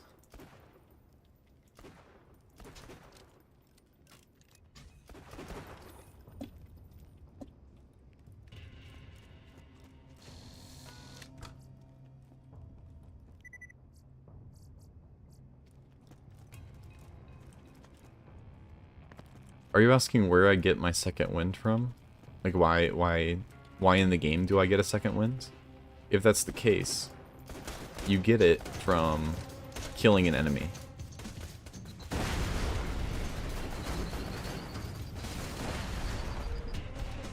And so you can see right here, I'm not really close to an enemy, so getting a second wind is going to be tough. But hopefully they're stupid enough that they walk up to me. But they're being pretty smart right now, actually. So I don't know if I'm going to be able to do it.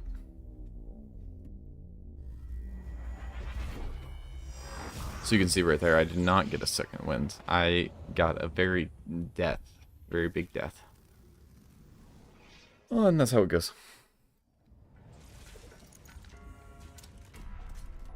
See, now I have so many ideas, right? Like, what if I find another day where, you know, my wife is gone because she's doing something, and then you just do like a virtually not alone together stream, and you like have a goal, like I'm gonna beat this game in one sitting, and then you know you get everybody together, and maybe like people can join in if they want to play through Borderlands 2 or something. And you find out how long that would take, make sure it's not too long. And make it a big event of it, and, you know, not have any other, like, things that you need to do in the day, and then people can hop in and out when they need to. It's like VNA 24/7. I think that would be really cool. But, you know, there's a lot of things that need to be lined up. And I have to feel like there's nothing else that I could use my time better doing. Oh no. Okay.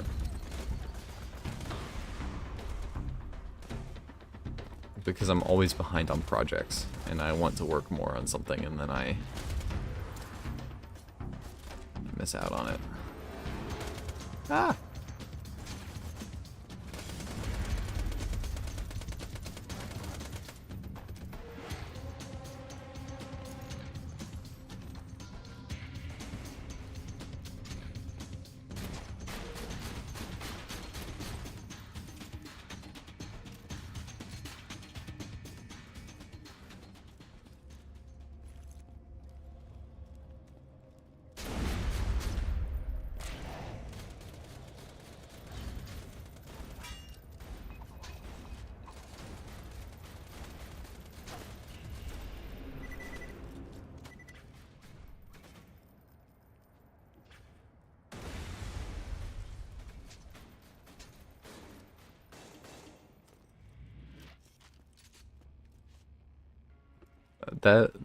That's an interesting question. How can I be a bad gamer and be afraid of death?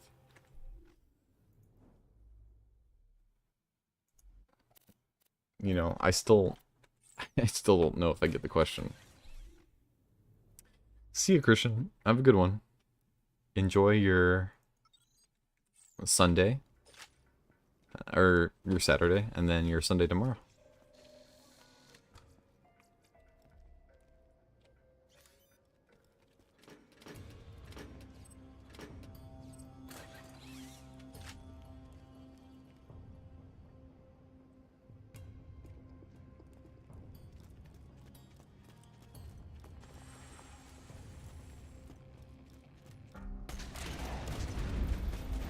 Oh no. Oh no. Okay. I need to switch this gun. It's going to kill me. Okay. Oh, gosh.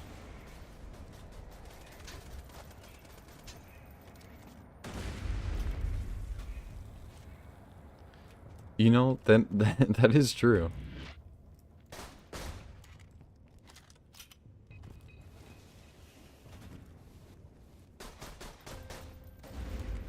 So this comes back to, man, okay, this goes back to something, like, old.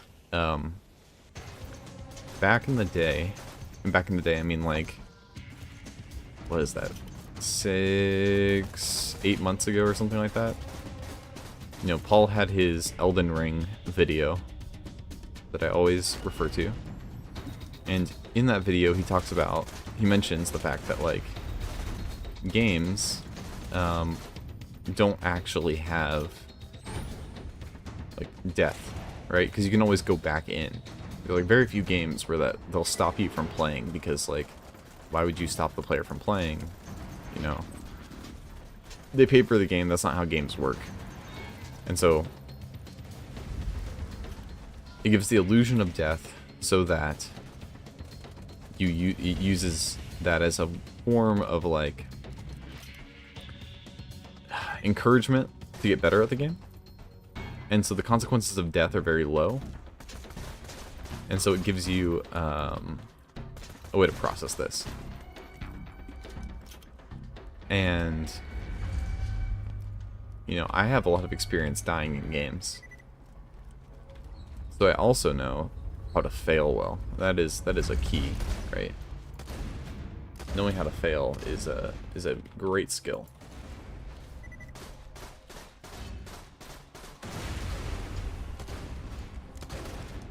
But I'm still learning. I'm still learning it. I need to fail better. Oh, come on.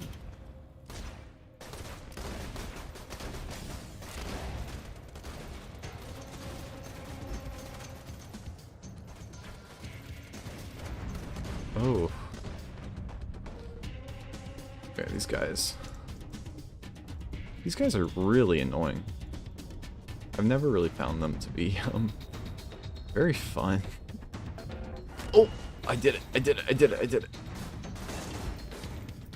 It also gives you experience of winning. And that part is pretty nice. When you actually feel like you've done something good.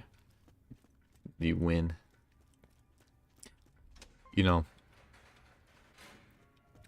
when you're bad at video games though, you don't get that feeling very often. You just kind of deal with it.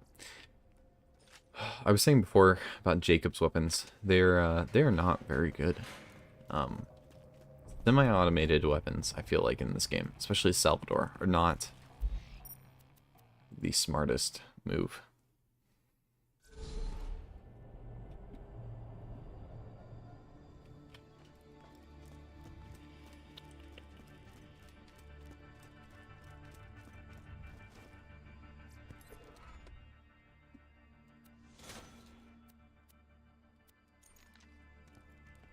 Yeah, I am really behind on that.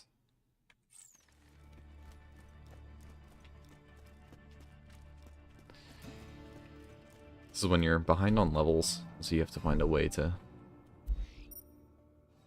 just put it on easy mode and have fun. There is no easy mode. That's part of the thing. They really don't want to,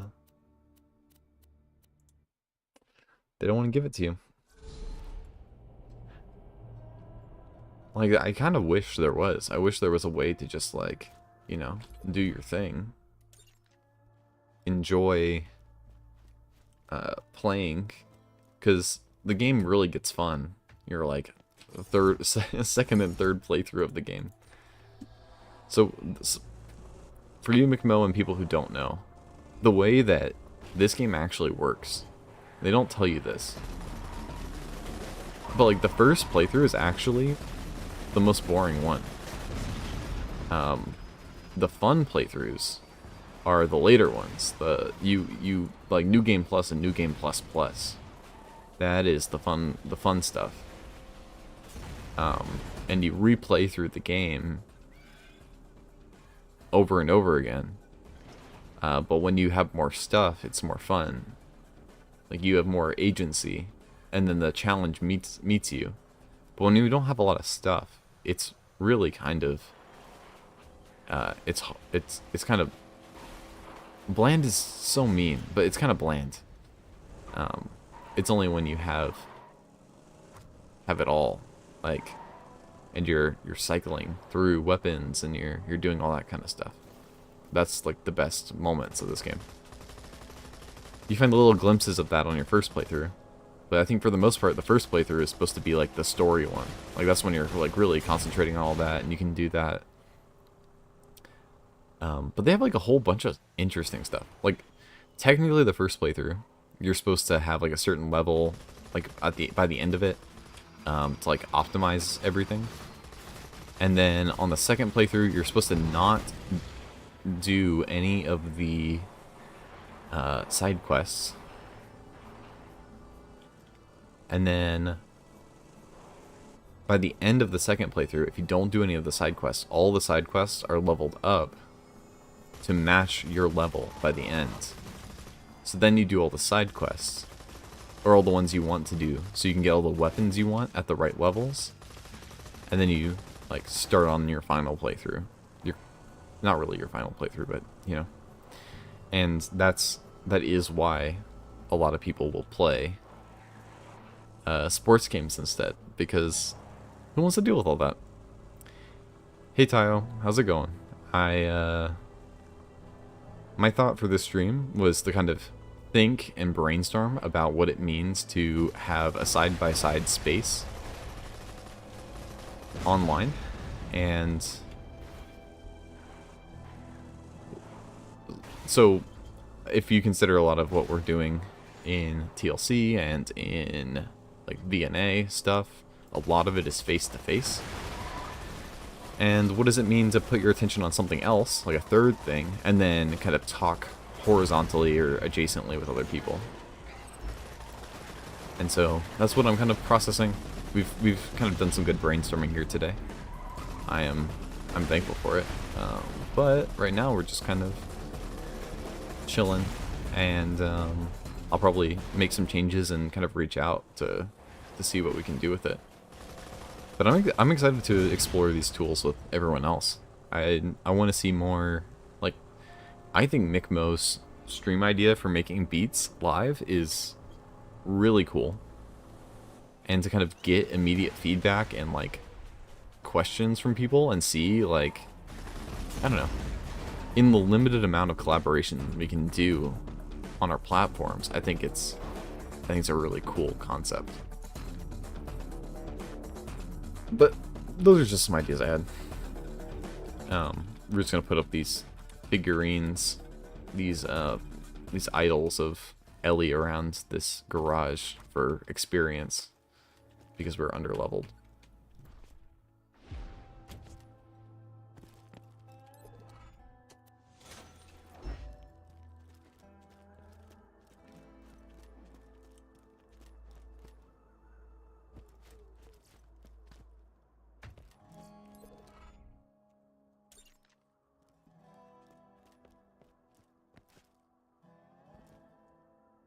This isn't a bad quest. Here we're gonna go to a little like dungeon that's not very accessible. And that's kind of the fun part about it, is that you wouldn't even know it's there unless you were like told to go here.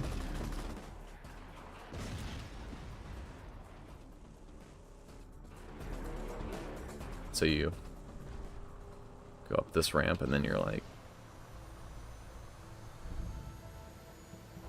flying.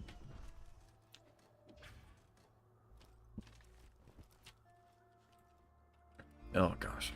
Okay. Yeah. I honestly think like that would be the coolest kind of stream. I don't think there is much contention with that. I think that is. So as soon as Mikmo works it out, I think that is where if he's interested in doing it, you know, I hope he is. Like that's where I could see a lot of cool things happening. But you know, it's also very experimental, so sometimes, you know, you don't foresee certain ways of things working out as well as you think they would. But I feel like I have a pretty good sense of, like, I don't know, what would be interesting.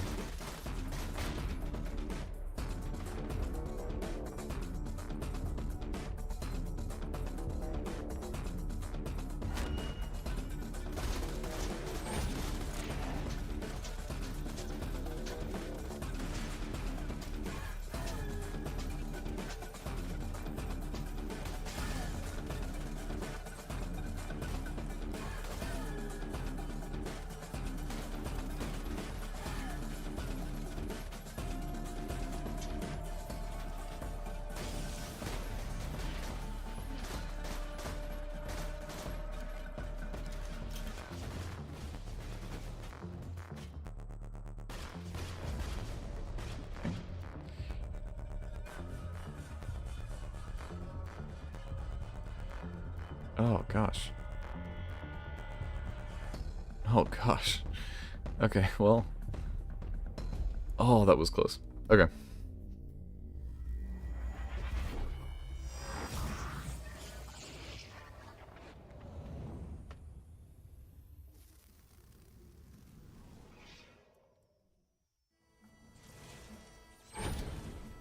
Random question, Mikmo. What software do you use to make music on? I've used FL Studio a little bit for like the 1 or 2 things I've made. But it was like a really bad like version. But I'm curious. Oh, okay. I'm not super familiar with all the tools, but cool.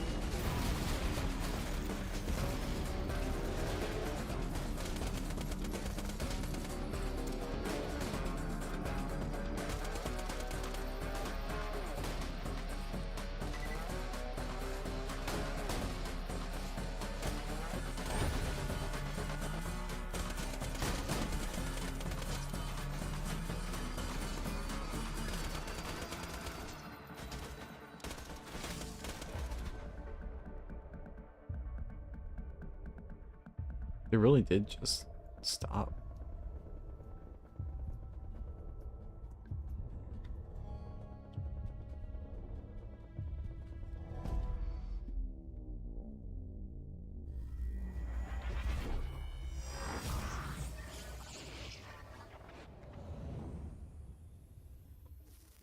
Oh.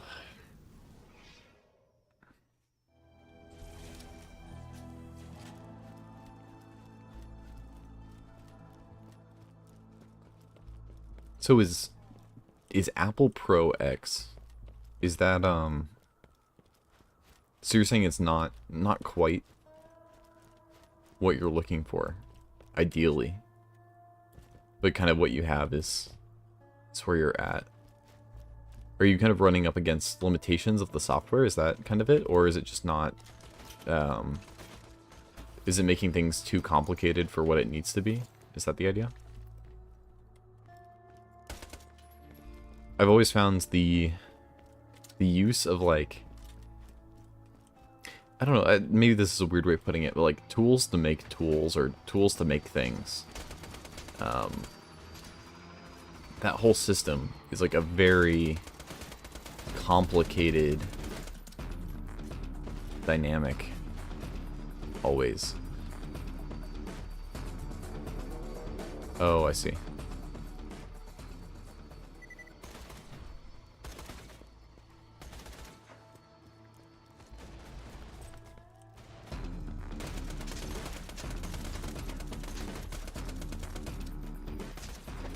So I had never heard of StreamYard before. I had kind of seen streams around here. I had always seen OBS. But I think StreamYard does provide a lot of tools that are helpful. But I think sometimes there's the reliance on it can be a little bit difficult to manage if you're trying to do anything extra creative with it. Just because it's so proprietary, it's very hands-off. Which, again, is helpful, especially if you're... that is your... that is what you need. But oftentimes you need more control for things you work on. Especially if you become... like, if you have a vision for something, oftentimes you need I don't know, how do I say this? You just need something else. Okay.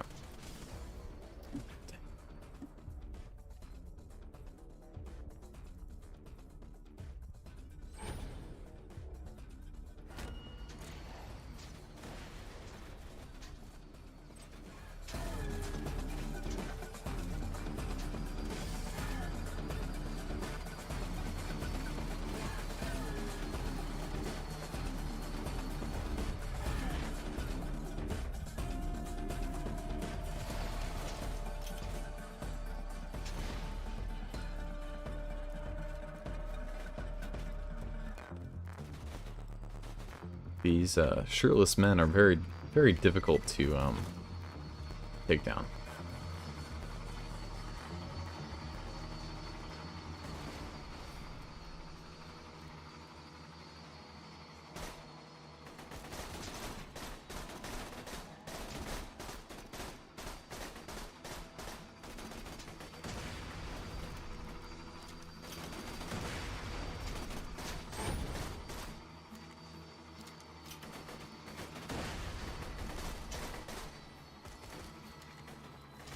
Well, if you look into OBS, let me know, and if you need any help. I know the basics. I don't know all the complex stuff. But if there's some, like, I don't know, there's something I can help with, you can definitely do that. It's I think it's relatively simple. You lay out scenes and you just add components to them. And then those scenes can be kind of organized however you need them to be. And they're in layers, basically. And there isn't any like super complex layout of all the bits and pieces. It's pretty much just like you plug in what you need. It's if you want to get any more complex than that, that's where you kind of get into like weird spaces. The kind of stuff where you want like, I want something to pop up when I do X, then you need to have a lot more integrations. So stuff like on StreamYard that I really like is the comment highlighting, being able to do that. But that's just, I'd have to look up a tutorial on how to even work on getting something like that for OBS, and that's kind of the thing.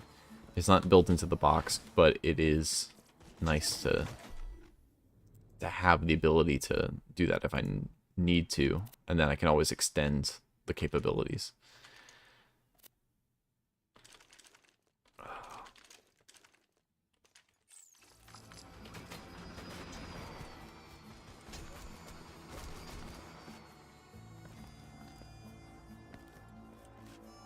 One of the weird things I ran into early on with like looking into streaming software, and this was like a few years ago, because I used to do some streaming on Twitch, is there's a software called Streamlabs, and it's also called Streamlabs OBS, or it was before there was like a threat of a lawsuit. And the thing was that it was using OBS in the background.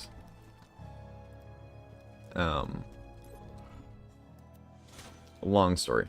Anyway, the point being, they tried to do the same thing of like having like a middleman kind of thing, where they provide some of the stuff.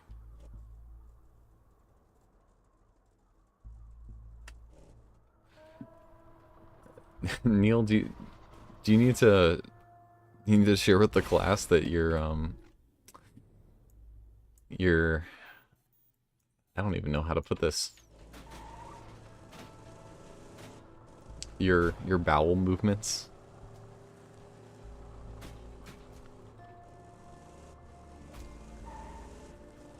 Also, hi David. How's it going? I know you're probably out already, but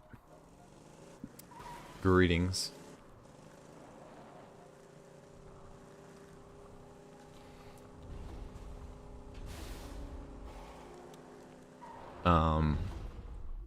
Man, there are not quests around here. Maybe I'm at a place where I feel comfortable enough trying this boss again. I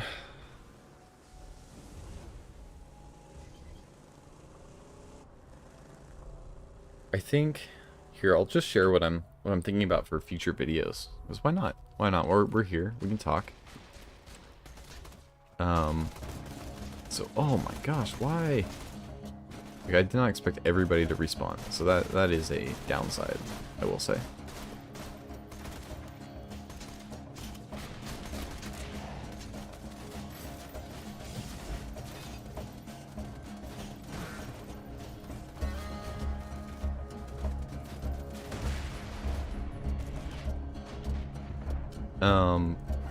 So my next 2 planned videos are based around... Oh. Cheesing it? Are based around metamodernism. One is an explanation of what metamodernism is, and the other one is a general criticism of metamodernity as it's represented in culture. Because I don't think... I mean, this is kind of self-centered and conceited, but I think that my understanding of metamodernity is better than how it's been represented, and I think there's some major flaws. And if my ideas don't line up with it, then I think there's something wrong with it, you know? My way or the highway. And that's just because I am a young person who thinks that they know better than experts. And so that's me. I'll be making a video about that, and then hopefully, once that happens, that is a good groundwork for any future conversations about metamodernity. So I have that going. I want to maybe play around with the streaming stuff a little bit more and look into that. See that as a potential kind of place to play around with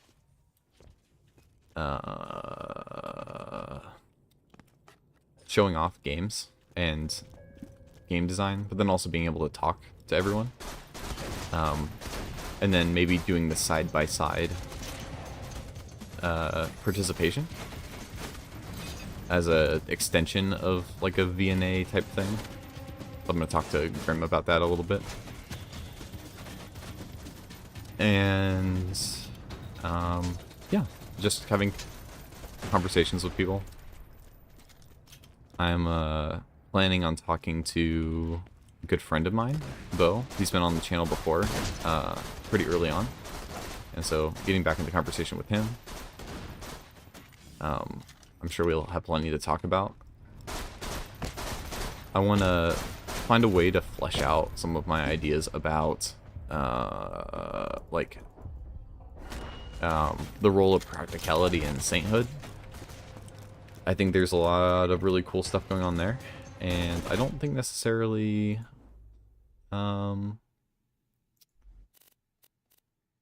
that's been explored as much as I want it to be. So I'm gonna play around with that.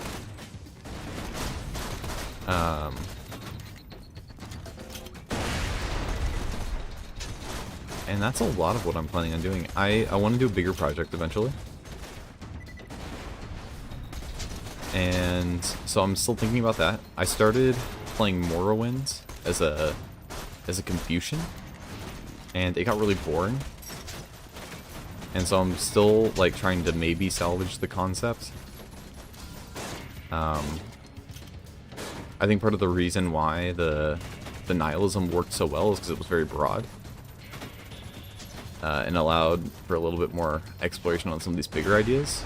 But I do like being able to go deep into something and just like learn about it. That was why transhumanism was like a great topic for that. And so I'm still processing on terms of that. I've considered maybe Fallout 4 as a communist and taking that route. But I'm not sure if I want to read a lot of Marx and stuff. So, again, lots of consideration about all these different subjects. So,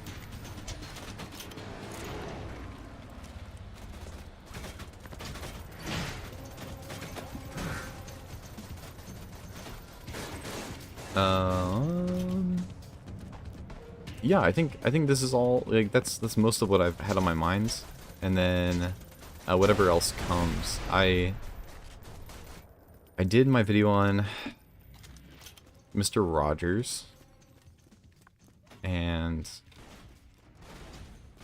yeah, I'm kind of just trying to work on changing like the actual way I produce videos. So finding a way to do it in a way that increases production value to a reasonable extent, but doesn't kind of compromise on the important things. And so I've looked into that. I'm considering all these bits, and yeah. What else? I have plenty of poetry, and I'm still kind of processing on how to share that. I like a lot of the stuff I've written. I don't know what's the best place to share it.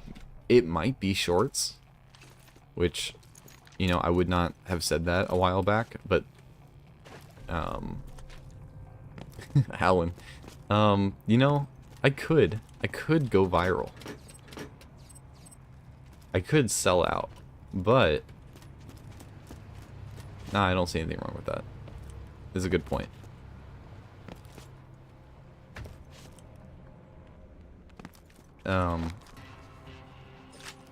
Yeah, I'm trying to find a good place to share the poetry stuff. It feels like it's a little bit of like an awkward thing because it's relatively short. And so maybe the answer is the, oh gosh.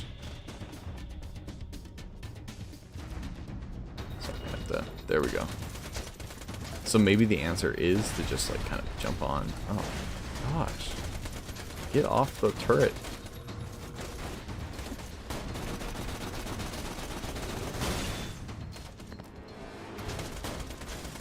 Okay, I'm distracted.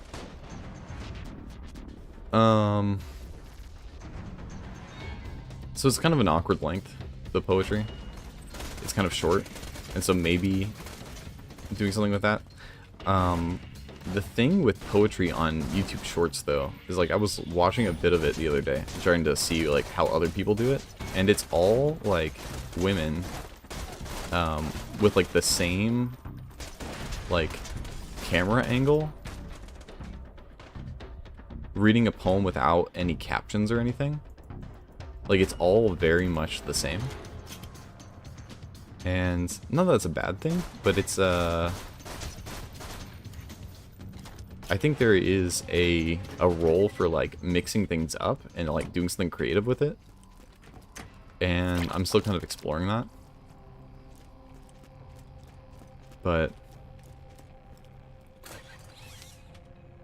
I'm processing.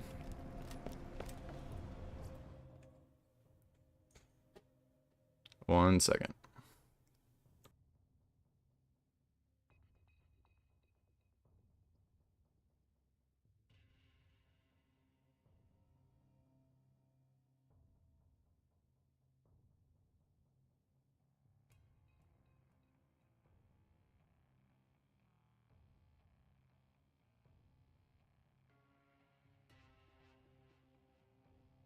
Okay, okay. There we go. So yeah, making that poetry, I don't know, doing something with it that's interesting is kind of my thought. And so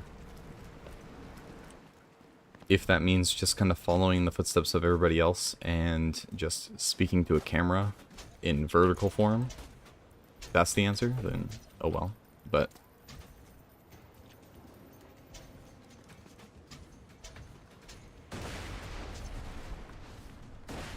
it is what it is.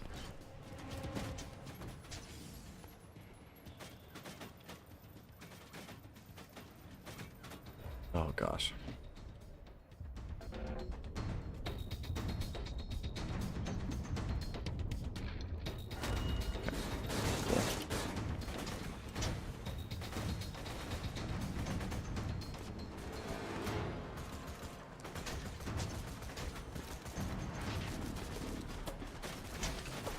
Oof, oof, oof, oof.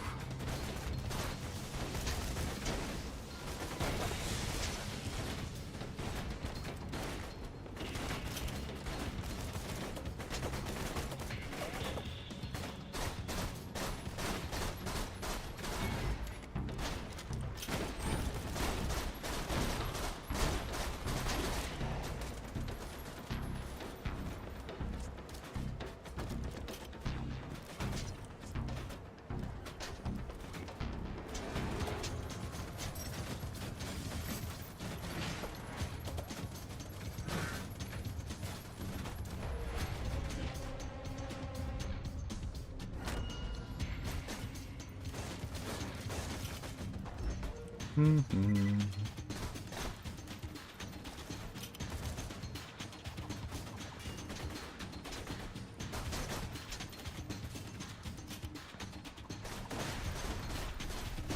Ooh.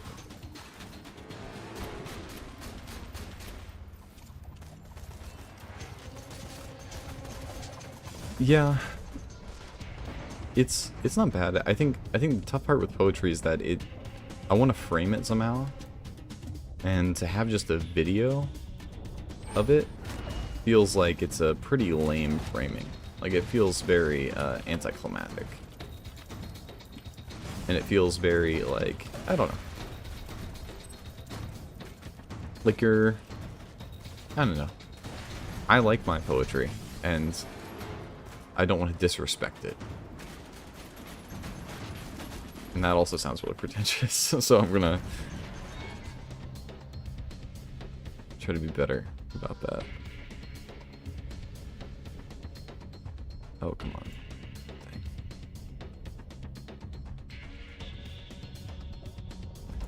But Alan, I thought you wanted to be, like... I thought you wanted to be viral.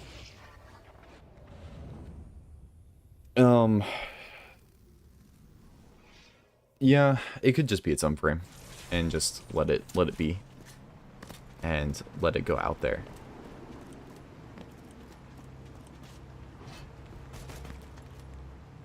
Yeah, it's a constant debate that I'm going through, and I'm sure I will come to a conclusion. But I know I've talked to Neil about this before, and to several people about, like, oh, I want to do something with this, but I don't know what was the proper...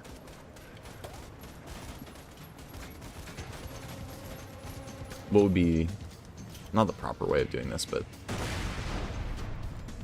the way that would meet what I'm looking for. Maybe would be the way to put it.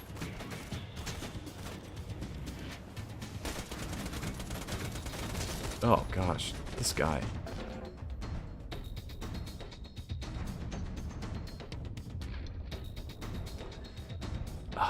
You see...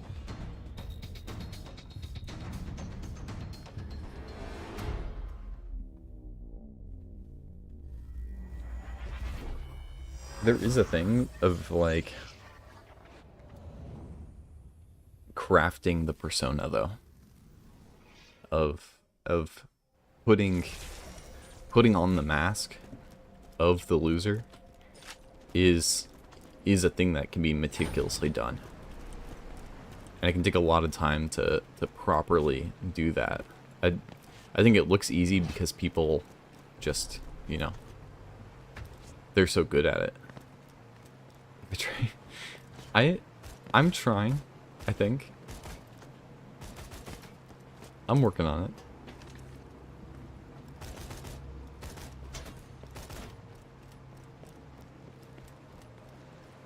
I'm trying to do the least amount of, like, grinding possible. And sometimes that involves just, like, not having to deal with this. But I think this does mark checkpoint, which means I can quit and not have to worry about running through there again.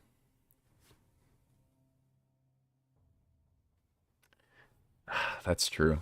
Okay. I'm getting schooled now.